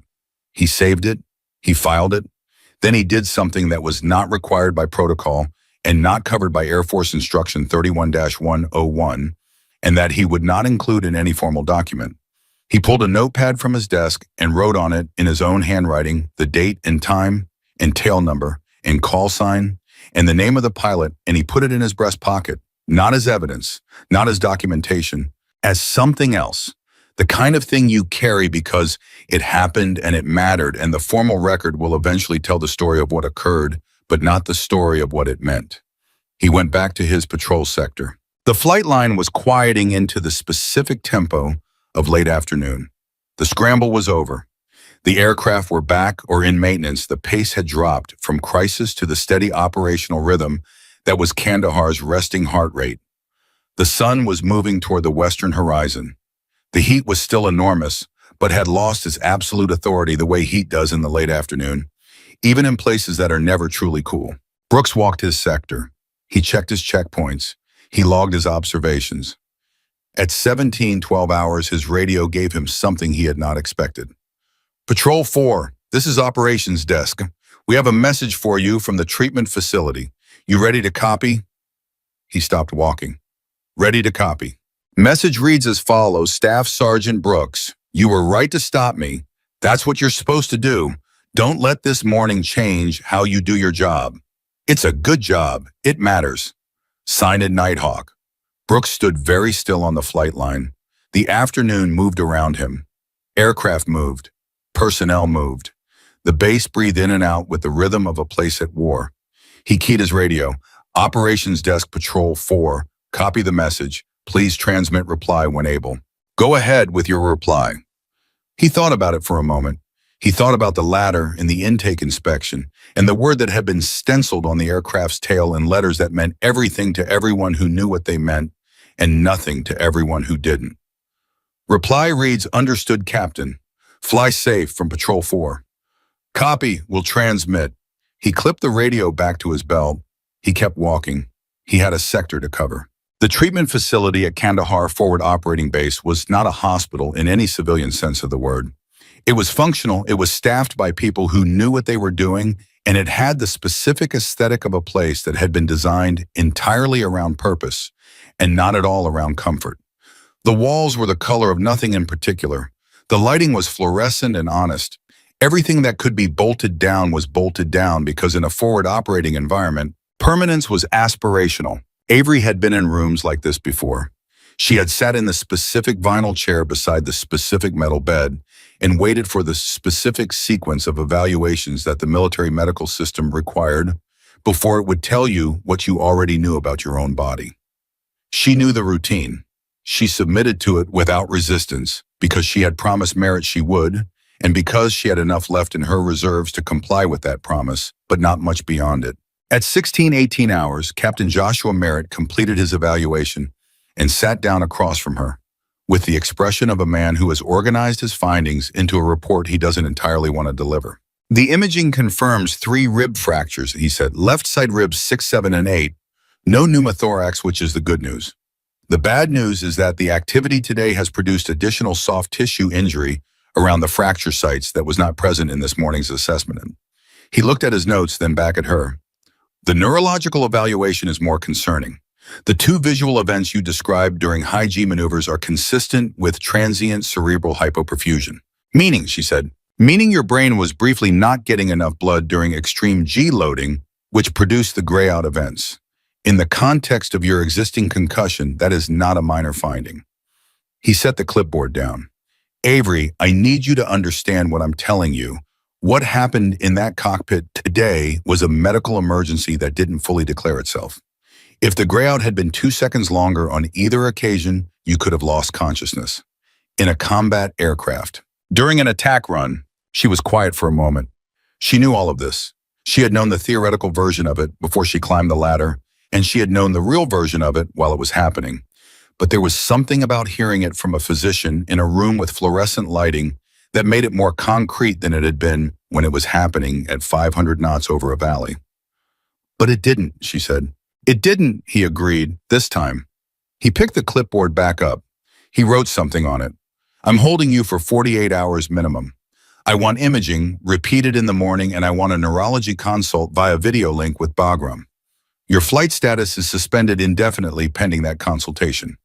Indefinitely, Faria, she repeated. Indefinitely, he confirmed. He said it without apology because apology would have been dishonest, and they both knew it. She looked at the wall, not because the wall had anything to offer, but because she needed somewhere to look that wasn't his face while she absorbed the word indefinitely and what it meant in the specific context of a fighter pilot's life. Indefinitely meant the next scramble would go without her. It meant tail number 802 would sit on the Echo 7 apron and someone else would pre-flight it, or it would sit unmoved. It meant the valley was someone else's problem now. It meant that she had done everything she could do for today. She had known this moment was coming since she walked onto the flight line. She had walked toward it anyway because the sequence of events had required her to, and she had no regrets about the sequence. But knowing the moment is coming and arriving at it are different experiences, and the difference was sitting in her chest alongside the rib fractures, heavy and specific. "Okay," she said. Merritt looked at her. "Okay," he said again with the same quality of surprise he'd had the first time, like he was still waiting for the argument. "I heard you," she said. 48 hours, neuroconsult, flight status pending. She looked at him directly. "I'm not going to fight you, Joshua. I pushed what I could push today. I got what I needed to get done. Now it's your turn." He was quiet for a moment. Then he said something that was not in his clinical notes and was not the kind of thing that medical officers typically say to patients. But that came out of him anyway because they had been deployed together for 11 months and certain things accumulate. "I looked at the mission report," he said. "The preliminary one from Dragon 6's element. 2 urgent surgical. They made it. Both of them." She absorbed that. She let it be real. She didn't perform a reaction to it. She just let it land in the place where it belonged, the place she had sealed off during the mission and could now allow to open. "Good," she said. Her voice was steady, just barely. The after action from Dragon 6 himself said, Merritt stopped. He cleared his throat once. He said, quote, "Air support arrived with exact knowledge of threat positions that was not in the published intel package. Pilot clearly had independent threat awareness that saved lives." End quote. She didn't say anything. Her jaw was set in the specific way that people set their jaws when they are holding something in that wants to come out and they have decided that it will not come out, not here, not in this room. "He's filing a separate commendation," Merritt said. "Independently, I heard it from the operations desk." "He doesn't know who flew the mission," she said. "He knows the call sign." She looked at the wall again. "Get some rest," Merritt said softly. He stood up. He was a physician and he knew the limits of what medicine could do in a given moment, and he knew that the limit he had reached here was not medical. He picked up his clipboard. He walked to the door. He stopped.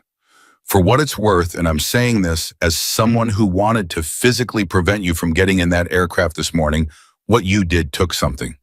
I don't have a clinical term for." She looked at him.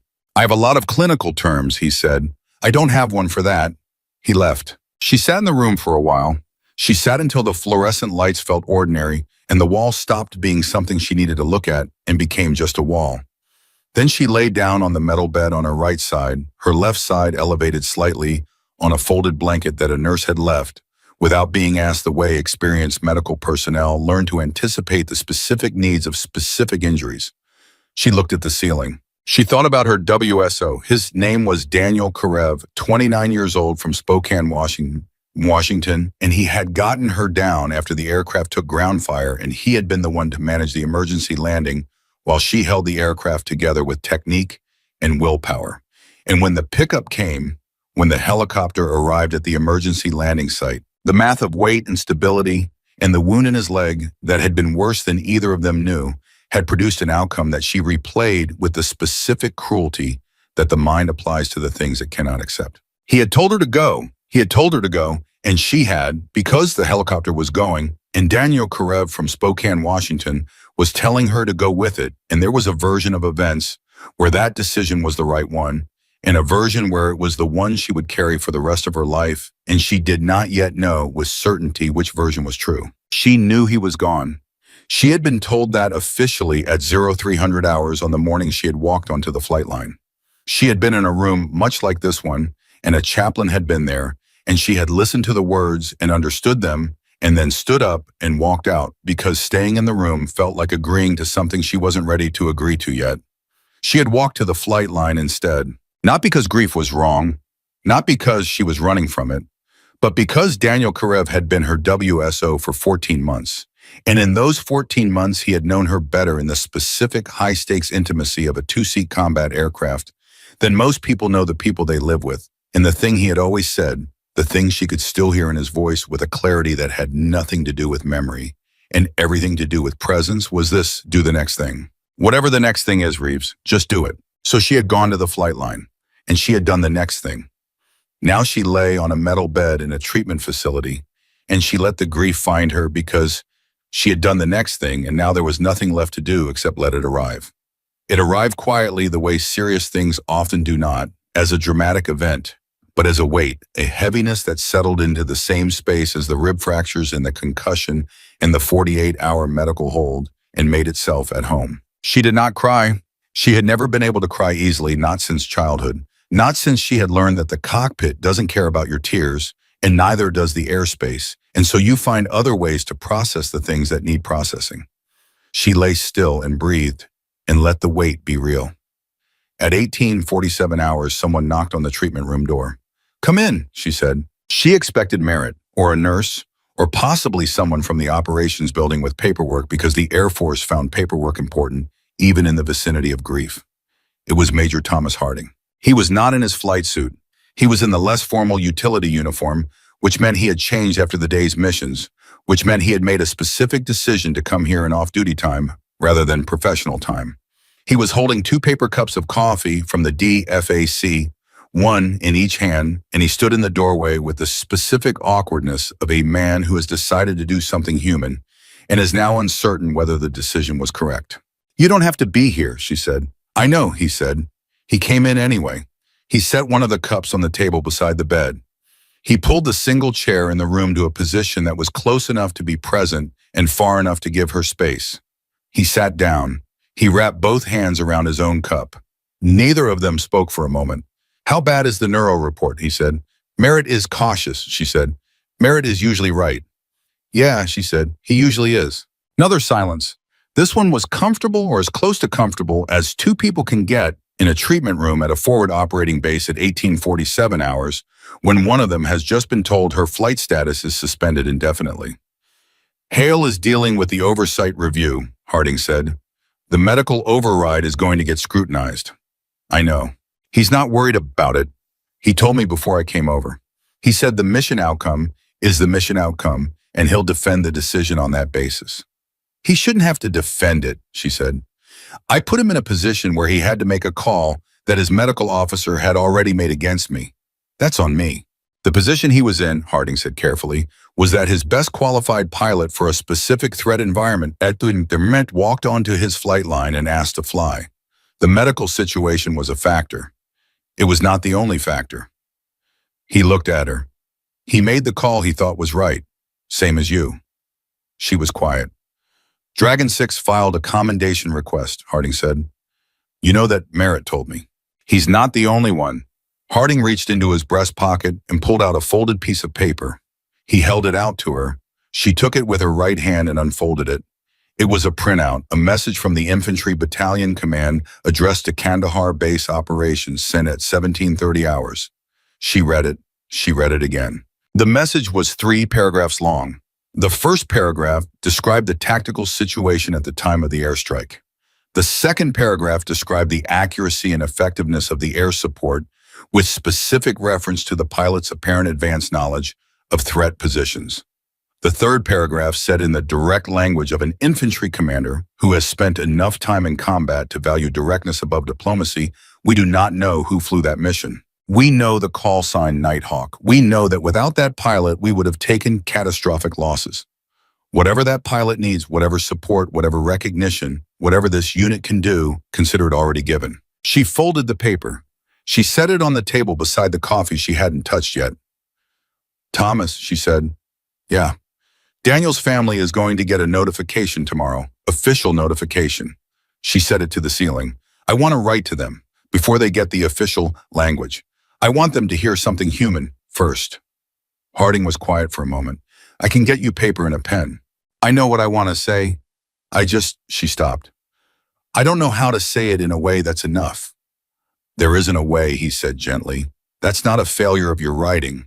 That's just the truth of the situation. There isn't a way that's enough. You write it anyway." She looked at the ceiling. "He told me to go," she said. "When the pickup came, he told me to go." Harding didn't say anything. He just sat there, which was the right thing to do. "I've been going over it," she said. "The math of it, the weight limits on the helicopter, his wound, the assessment at the time versus what it actually was. Whether there was a decision I could have made differently." She stopped. "I can't find one. I've run it 50 times and I can't find a different decision." "There wasn't one," Harding said. "You don't know that." "No," he agreed, "I don't. But I know you, and I know that if there had been a different decision available, you would have found it, because that's what you do." He leaned forward slightly. "Avery, you went back up.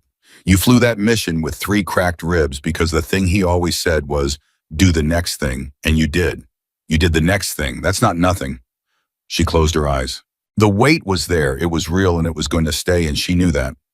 She didn't fight it. She breathed with it around it the way she had breathed around the rib fractures during the mission, carefully and with intention. "Get me paper," she said, "and a pen." He got up. He went to the nurse's station and came back with a legal pad and a ballpoint pen, and he set them on the table beside the coffee and the folded message from Dragon 6's battalion. He picked up his coffee cup. He stood. "I'll be in the operations building until 2200, he said, "if you need anything." "Thomas?" She looked at him. "Thank you for coming. You didn't have to." "Daniel was my pilot too," he said simply. "Different aircraft. Same squadron, same skiwai." He moved toward the door. "Same thing." He left. She lay still for another minute. Then she sat up slowly with the careful management of someone who has learned the specific geometry of moving with fractured ribs. She reached for the legal pad. She picked up the pen. She thought about Daniel Karev from Spokane, Washington. She thought about his voice. She thought about 14 months of shared airspace and shared risk and the specific intimacy of trusting someone completely with your life in a machine that does not forgive errors. She thought about his family receiving a knock on a door, a dress uniform, official language that would be respectful and accurate and tell them almost nothing about who their son and brother actually was. She put pen to paper. She wrote for 40 minutes without stopping. She wrote about who he was in the aircraft, precise, steady, the kind of calm that is not passive but active, that is chosen and maintained under conditions that make choosing hard. She wrote about a specific morning in March when they had flown through weather that should have turned them back, and he had talked her through the instrument approach with the same tone he might have used to discuss what to have for lunch, quiet and certain, and she had never told him how much that tone had mattered. She wrote about the last mission. She didn't spare the facts. She wrote that he had gotten them down, that his skill was the reason she was alive, that the last decision he made was to send her with the helicopter because someone needed to come back to fly the next mission.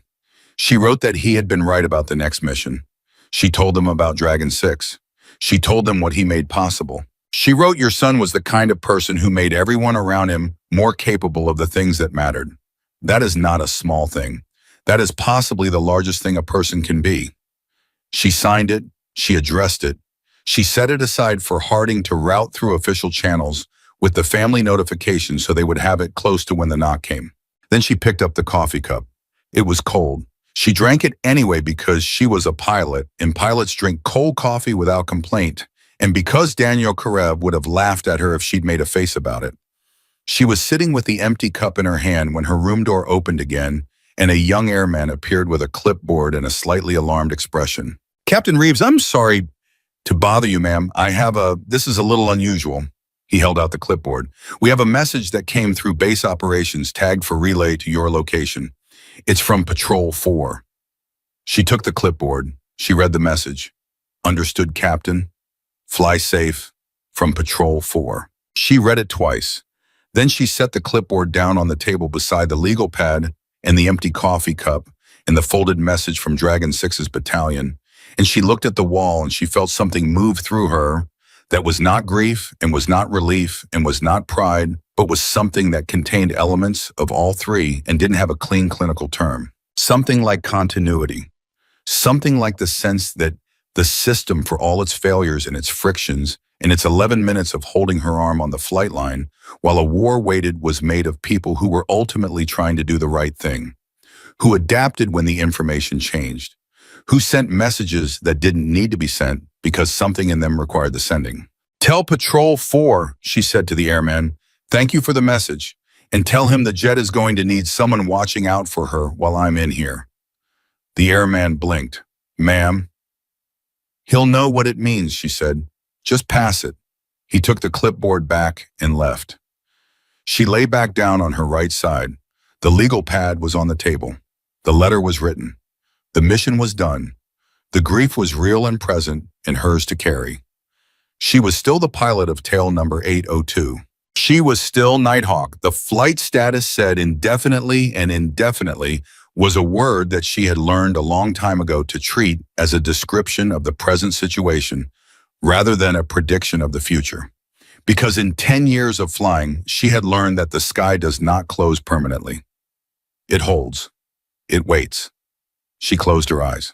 At 1953 hours, Captain Avery Reeves fell asleep in the treatment facility at Kandahar Forward Operating Base, her left side elevated on a folded blanket, a letter to a dead man's family sitting on the table beside her, and outside the window, the desert evening was doing what it always did. Cooling, clarifying. The sky going from the white heat of day to the deep blue-black of a night that was full of stars and satellites, and the distant sound of aircraft engines that meant the war was proceeding and people were doing their jobs. She slept, and on the Echo 7 apron under the lights that Miller's crew had turned on for the overnight inspection tail number. 802 sat with its engines cold and its cockpit dark and its call sign visible on the tail, the word Nighthawk catching the light, the way certain words do when they have been earned rather than assigned, when they belong to the person who carries them in the specific way that only truth can belong. The inspection crew worked through the night. They found nothing wrong that couldn't be fixed. They always did. That was their job, and they did it the way she did hers, completely, without exception, until the aircraft was ready to fly again. Because the aircraft was always going to fly again. That was the whole point. She woke at 0412 hours. Not gradually. Not with the slow surfacing of someone who has slept deeply and well. She came awake all at once, the way combat-trained people come awake, fully present, fully oriented, the body's threat assessment running before consciousness had fully organized itself. For exactly 2 seconds, she didn't know where she was. Then the fluorescent light coming under the door, the specific smell of the treatment facility, the weight of her left side against the folded blanket, all of it assembled into place. Kandahar. Treatment facility. Day 2. She lay still and took inventory of her body, the way she took inventory of her aircraft after a hard mission, systematically without wishful thinking, starting from the left side where the damage was worst and working outward. The ribs were bad. Not worse than yesterday, but not better yet, either the deep, specific ache of fractured bone that doesn't respond to the body's usual morning signals that things are manageable.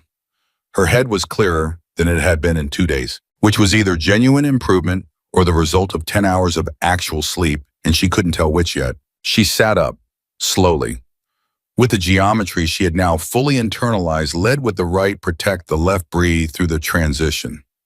On the table beside the bed, the legal pad was where she had left it. The letter was written. The empty coffee cup was still there. The message from Patrol 4 was there.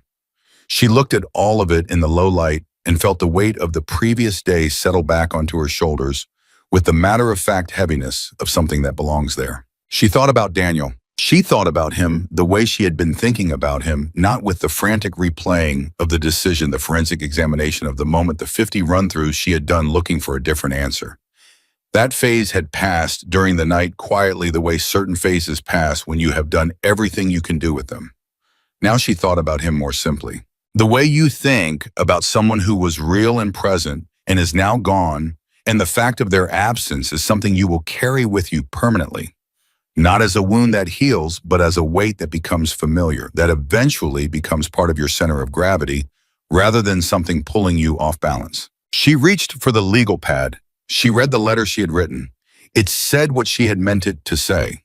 She folded it carefully and wrote the address on the front in block letters, the way the Air Force had taught her to address casualty correspondence, clearly and without ambiguity, because clarity was the one thing she could give to people who were about to receive news that would rearrange every certainty in their lives.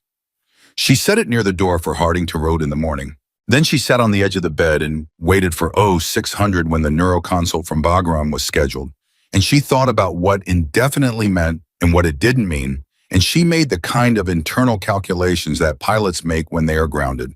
Not about whether they will fly again, because that question is not useful, but about what comes next, because there is always a next thing. Daniel had taught her that. At 0558 hours, Captain Joshua Merritt knocked and entered simultaneously the way medical officers do when they have established professional familiarity with a patient and the situation calls for efficiency over ceremony. He stopped when he saw her sitting upright on the edge of the bed, Dressed boots laced the folded letter on the table, the legal pad set aside. "You've been up for a while," he said. "A while," she agreed. He set his clipboard on the table. He looked at her with his clinical eyes and something else behind them, the something else that had been making itself visible since yesterday. That was the human being inside the flight surgeon. "How do you feel?" he asked. Patient answer. She thought about it genuinely. "The head is clearer. The ribs are the same. I slept 10 hours, which is the most I've slept in 4 days. Any visual disturbance since landing?" "None." He wrote something. "The Bagram consult is at 0600. Neurologist named Dr. Patel. She's reviewed your imaging, Mauricio. She's going to want to talk to you directly." "I know." He sat down in the chair. He looked at the folded letter. He didn't ask about it directly, but she saw him look. "Daniel's family," she said. He nodded.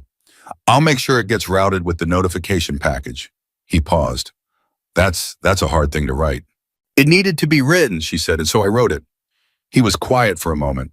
Then the oversight review on yesterday's medical override concluded at 2200 last night. She looked at him. "That was fast." Colonel Hale requested expedited review. He also requested that I provide my professional opinion on the mission outcome in the context of the medical decision.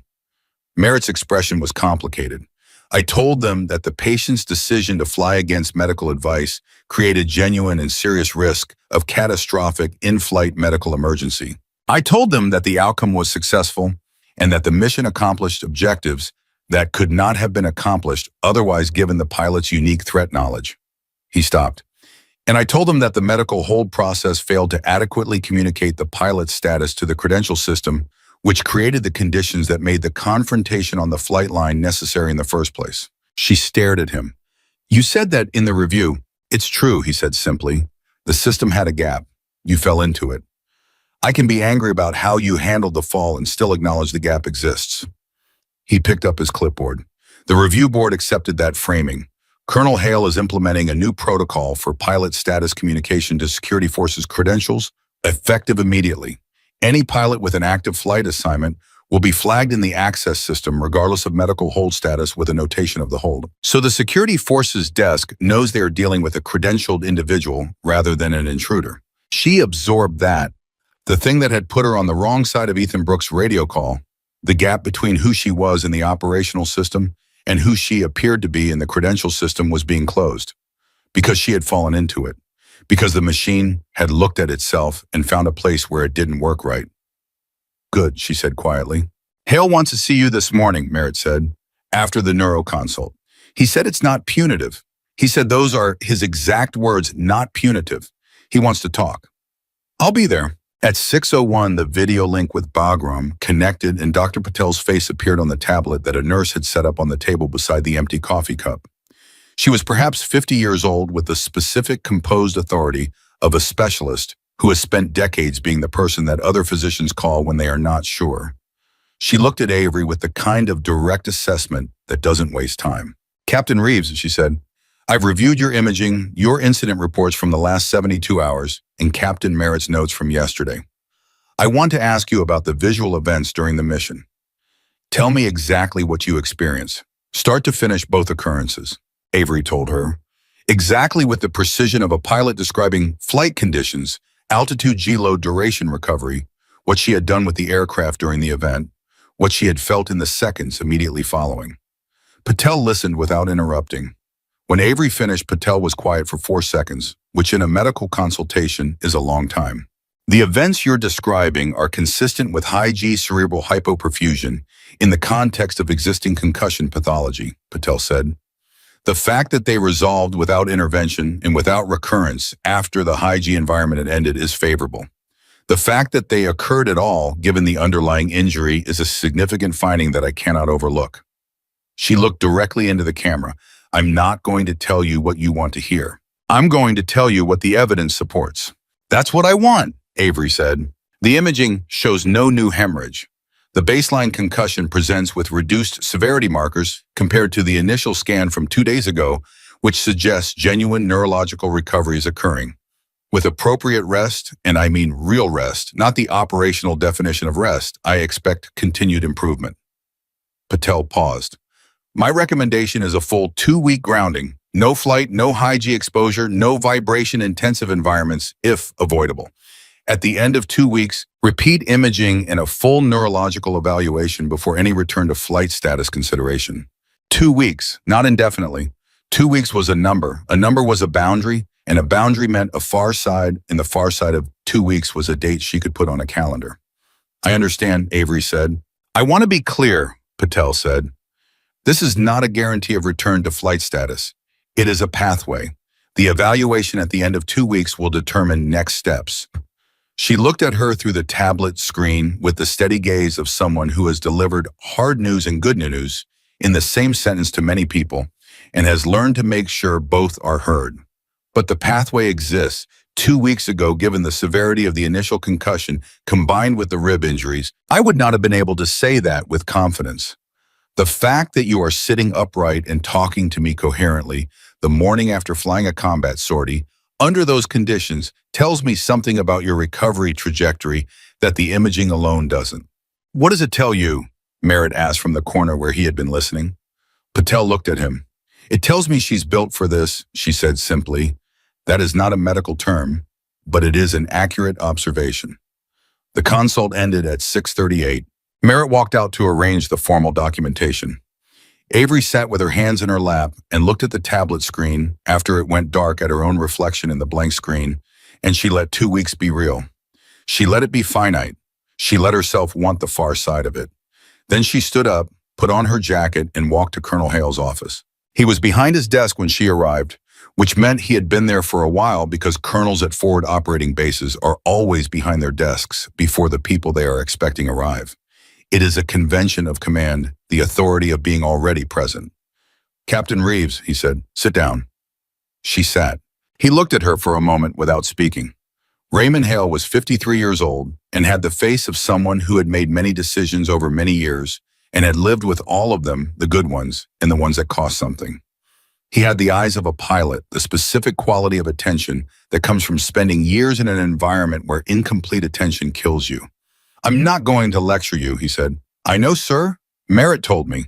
What Merritt didn't tell you is that I was the one who pulled your personnel file at 0300 yesterday morning when the credentials system flagged an anomaly on tail 802. He leaned back in his chair. The flag was from the night before. Someone had been in the maintenance system accessing mission data for 802 at 2300 hours after your medical hold had been filed. The access was authorized under your standing credentials, which hadn't been properly deactivated. He paused. That was you. She met his, yes, sir. You were reviewing the threat package, and he said it was not a question. I was reviewing the Alashane Corridor SAM repositioning data, she said. The threat update that came in at 1800 hadn't been distributed to the flight operations brief yet. I wanted to make sure the correct threat picture was in the system before any mission went north. Hale was quiet. You did that while on medical hold at 2300, the night after losing your WSO. Yes, sir. Why didn't you come to me directly? She considered the honest answer. Because at 2300 hours, sir, I wasn't sure I could have that conversation without it becoming about something other than the threat data. I wasn't in the right state to advocate for myself effectively, but I could look at targeting data. I knew how to do that. Hale was quiet for a long time. He looked at his desk. He looked at the wall. He looked back at her. The threat data you entered into the system, he said, was referenced in 3 pre-mission briefs yesterday morning, including the brief for the crews that launched before you did. He let that sit for a moment, which means that before you ever walked onto the flight line, before Brooks stopped at you, before I got the call from Harding, you had already contributed to the safety of every sortie that went north yesterday. She hadn't known that. She had entered the data and walked to the flight line, and the rest of the morning had moved too fast to track what happened to the information she had put in the system. She didn't say anything. Here's what I want you to understand, Captain, Hale said, and he leaned forward, both elbows on the desk, and his voice took on a quality that was not colonel to captain, but something more direct, more personal, the voice of someone speaking from experience to experience. The system failed you yesterday. The credentials gap that put you in front of Brooks without proper identification, that is a failure I own. The fact that your medical hold status was not communicated in a way that made your identity immediately clear, that is a failure of my administrative process. Those are being fixed as of this morning. Merritt told me, she said. What Merritt didn't tell you, Hale continued, is that I also reviewed every action you took from the moment you walked onto that flight line. Every word you said to Brooks, every moment of that confrontation. He looked at her steadily. You gave that young staff sergeant every opportunity to do his job correctly. You didn't force the situation. You didn't lose your temper. You told him exactly who you were and exactly what you needed, and you let the process work. He paused. That took discipline that a lot of pilots don't have, especially not after the night you'd had. Her throat tightened. She held it. I want to talk about what happens next, Hale said. Patel's recommendation is 2 weeks. I'm implementing it fully. No modifications, no operational exceptions. 2 weeks full stop. He looked at her. After that, I want you back. I want you in that cockpit. But I want you there because you are medically ready, not because the mission requires it, and you are willing to absorb the cost. Do you understand the difference? Yes, sir. Tell me the difference. She thought about it. Yesterday, the mission required it, and I absorbed the cost, she said. And that was the right call for yesterday. But it cannot be the standing operating procedure. A pilot who is regularly absorbing cost she shouldn't be absorbing is a pilot who is degrading, not functioning. And a degrading pilot eventually costs something larger than herself. Hale nodded slowly. That is an unusually honest assessment. Daniel Karev taught me to be honest about flight conditions, she said. Her voice was level. He said you can't fix what you won't look at. The name landed in the room between them with the weight that names carry when they belong to people who are recently gone and are known to both parties. Hale was quiet for a moment. He was a good officer, he said. He was the best WSO I've ever flown with, she said, and the best person I've shared a cockpit with, and I want his family to know what he did on that last mission. Not the official version, the real version. I'll support whatever you want to communicate to them, Hale said, officially and personally. I wrote them last night. Merritt is routing it with the notification. Hale looked at her. Something passed through his expression that was too brief to categorize fully, something that contained respect and sorrow, and the particular recognition of a commanding officer who is looking at a person carrying more than their share and doing it with a posture that will not ask for acknowledgement. Is there anything you need, he said, right now, today? She thought about it, a real answer, not a military answer. I want to talk to Brooks, she said, Staff Sergeant Brooks, before I go back to the treatment facility. Hale blinked. It was clearly not what he had expected. I can arrange that.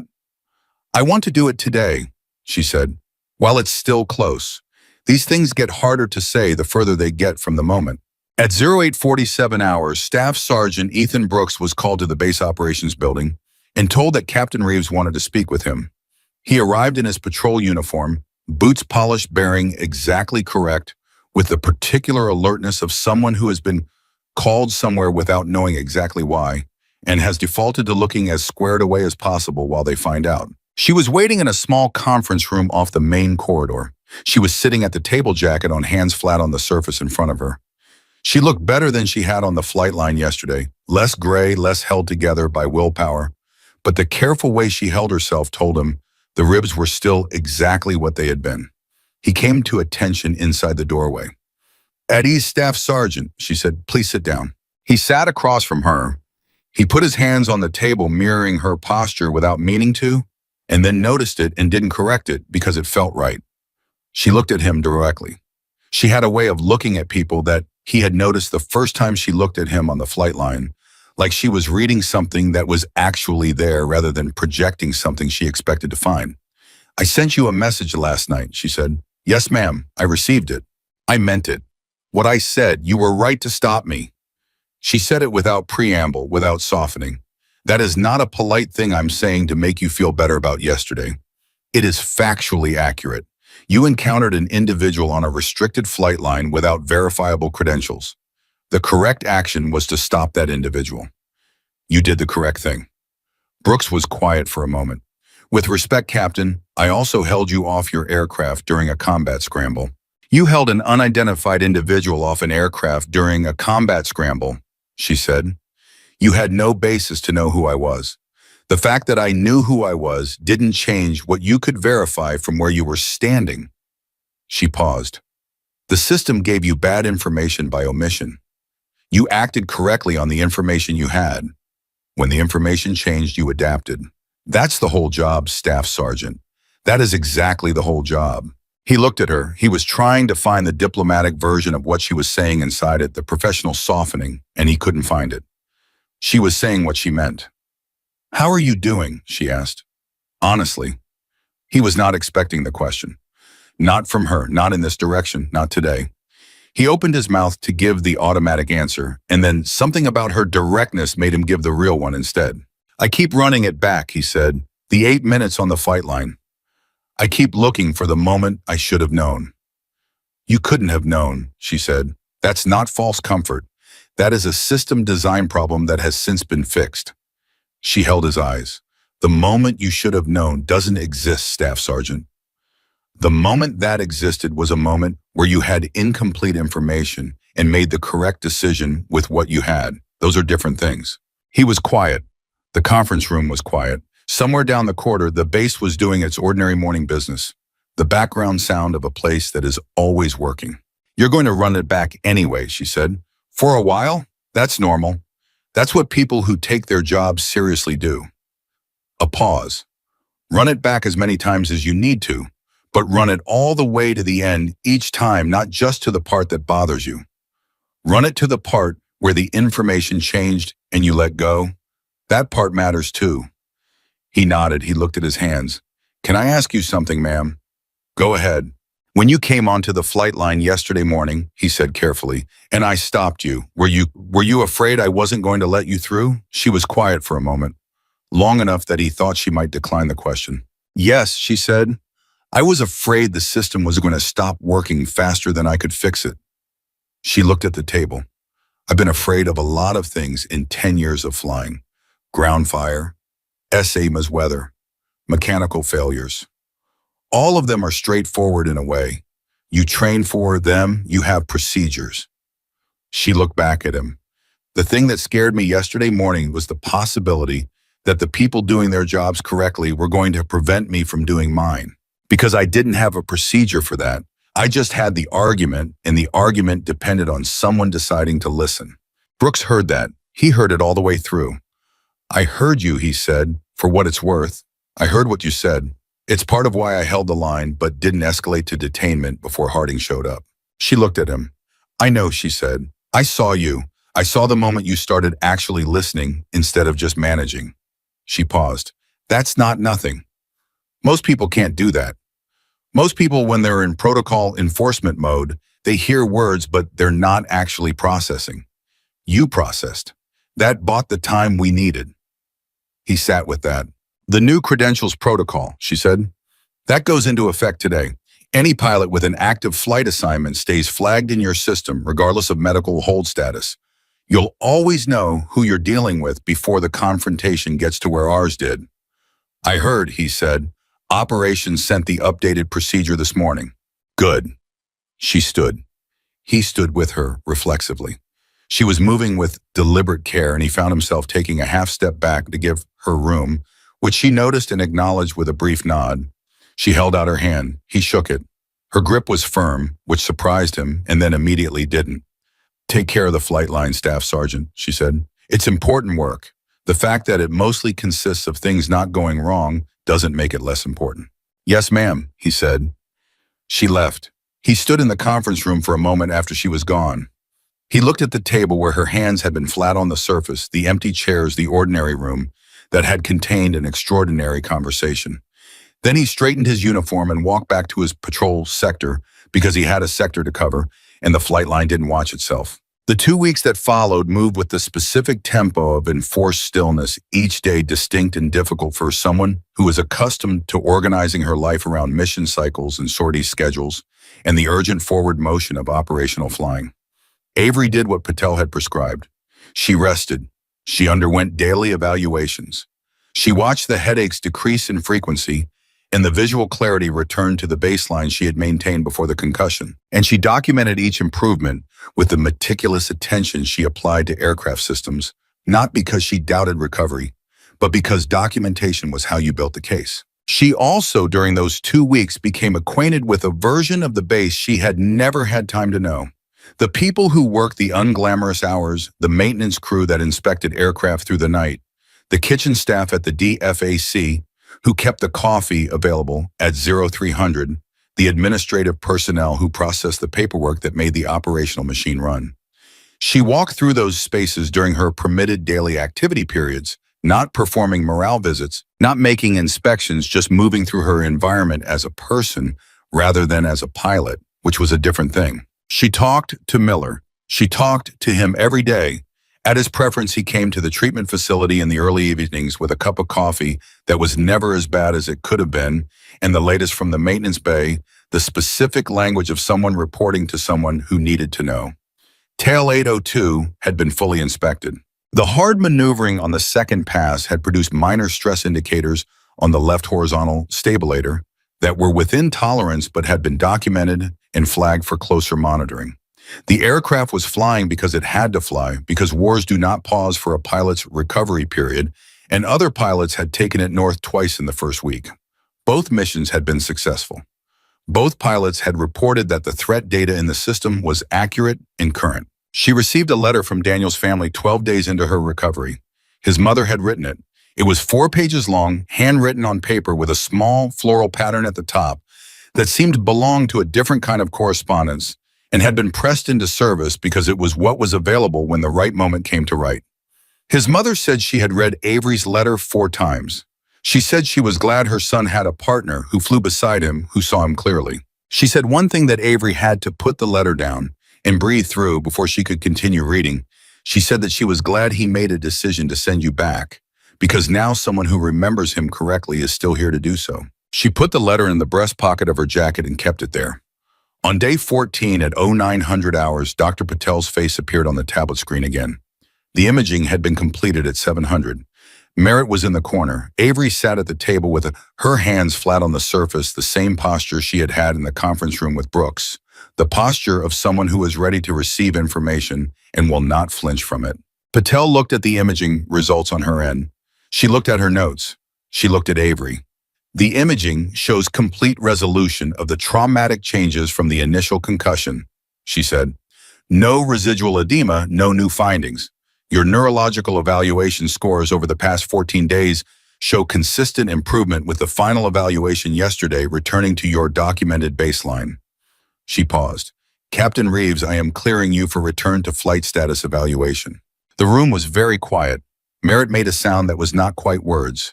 He pressed his lips together and looked at his clipboard, and Avery suspected he was doing the same thing she was doing, which was holding something in that wanted to come out in a way that was larger than the moment allowed. The return to flight evaluation will be conducted by the base flight surgeon, Patel continued, with my review of findings. If that evaluation is passed, I see no medical barrier to return to full flight status. When can the evaluation be scheduled? Avery asked. Her voice was steady. That's Captain Merritt's purview, Patel said. She looked at Merritt through the screen. Joshua. I can schedule it for 0800 tomorrow, Merritt said. His voice was doing something in its upper register that he was working to control. If you want. I want, Avery said. Patel nodded. She looked at Avery one more time with the composed authority of a physician who has done her job correctly from beginning to end. Fly well, Captain, she said, and fly within the parameters next time. Yes, ma'am, Avery said. The consult ended. Merritt set his clipboard on the table. He sat down, which he almost never did during evaluations. He sat down and he looked at her with everything he had been keeping behind the professional surface for 14 days. How do you feel? He asked. Patient answer, she said. Any answer you've got. She thought about it, genuinely, completely the way she had been thinking about all of it, without the operational filter, without the pilot's calculus, just as a person who has been through something and come out the other side with the scars still fresh, but the direction clear. Like I have something left to do, she said. He nodded. At 0812 hours the following morning, Captain Avery Reeves walked out of the flight operations building in a clean flight suit, her badge clipped to the left breast, her name tape straight, her boots laced. The evaluation had taken 47 minutes. Merritt had been precise and thorough and professional, and when it was done, he had signed the form with the specific, unhurried deliberateness of someone who wants the signature to be legible and wants the form to be unambiguous and wants the record to be correct. She was cleared. She walked across the apron toward the Echo 7 parking spot. The morning was already hot, the desert sun making its authority known by 0800, but she walked into it without breaking stride because the heat was simply a condition, and conditions were managed, not complained about. Miller was at the aircraft. He was always at the aircraft. He saw her coming from 50 yards, and he stopped what he was doing, and he stood up straight in that particular posture, the crew chief receiving the pilot, the person who keeps the machine ready, handing it back to the person who flies it, contained something that neither of them needed to put into words. She stopped beside tail number 802. She put her hand flat against the fuselage. Fingers spread. The aircraft was warm from the morning sun. "She's ready," Miller said. "I know," Avery said. She looked up at the cockpit. She looked at the call sign on the tail. Nighthawk, in letters that had been there before her and would be there after that, belonged to the aircraft and to the lineage of pilots who had earned the right to climb into it and that were hers now in a way that the last 16 days had deepened rather than diminished. She climbed. She climbed with her left side still carrying the memory of what it had been through the rib fractures healed enough to bear the harness. Now the body doing what bodies do when you give them time and honesty and the willingness to recover, returning. Not to what was before, to what comes after. The cockpit received her. The harness came down. Her hands found the controls, the way they always found the controls, by memory, by years of repetition, by the deep knowledge of a person and a machine that have learned each other in the specific intimacy of shared risk. She ran the startup checklist. The engines caught. Tail number 802 came alive. On the flight line, Staff Sergeant Ethan Brooks was 300 meters away on his patrol route when he heard the engines start. He stopped walking. He turned. He could see the Echo 7 apron from where he stood. He could see the jet. He could see the single figure in the cockpit. He stood there for a moment and watched. Then he keyed his radio in the routine check-in and kept walking because he had a sector to cover and the flight line needed watching, and that was his job, and he was good at it. But he was smiling, just slightly, in the specific way of someone who has witnessed something that restored something in them they hadn't known needed restoring. The engines on tail number 802 spooled up to taxi power. The aircraft moved. Captain Avery Reeves' call sign Nighthawk taxied toward the runway with the sure and deliberate movement of someone who knows exactly where she is going, who she is, and what she was built to do. She had come back from the mission before this one. She had walked onto a flight line without a badge and faced a staff sergeant who was only doing his job. She had climbed into a cockpit with 3 cracked ribs and a concussion and flown north toward a valley where soldiers were waiting for the sound of engines in the sky. She had come home. She had grieved. She had healed. And now she was climbing again because that was what she did, because the sky does not close permanently, because Daniel Karev from Spokane, Washington had told her to do the next thing, and the next thing was always the same thing for a person like her. The runway stretched ahead. The engines answered her call with total commitment. Tail number 802 lifted from the pavement and climbed into the desert sky. And Nighthawk was airborne, and the legend that had begun with a staff sergeant's hand on a woman's shoulder and a tower's voice cutting through the noise of a scramble was not a story about breaking rules or bending them or finding the place where they gave way. It was a story about what happens when people do their jobs completely, when a staff sergeant holds his line until the truth arrives, when a crew chief stands by his aircraft without flinching, when a base commander makes the call that only he can make, when a pilot gets into the cockpit because she is the only one who can. It was a story about a system that failed and found itself, and a person who walked into the gap and held it until the system caught up. It was a story about Nighthawk, and Nighthawk was already in the air.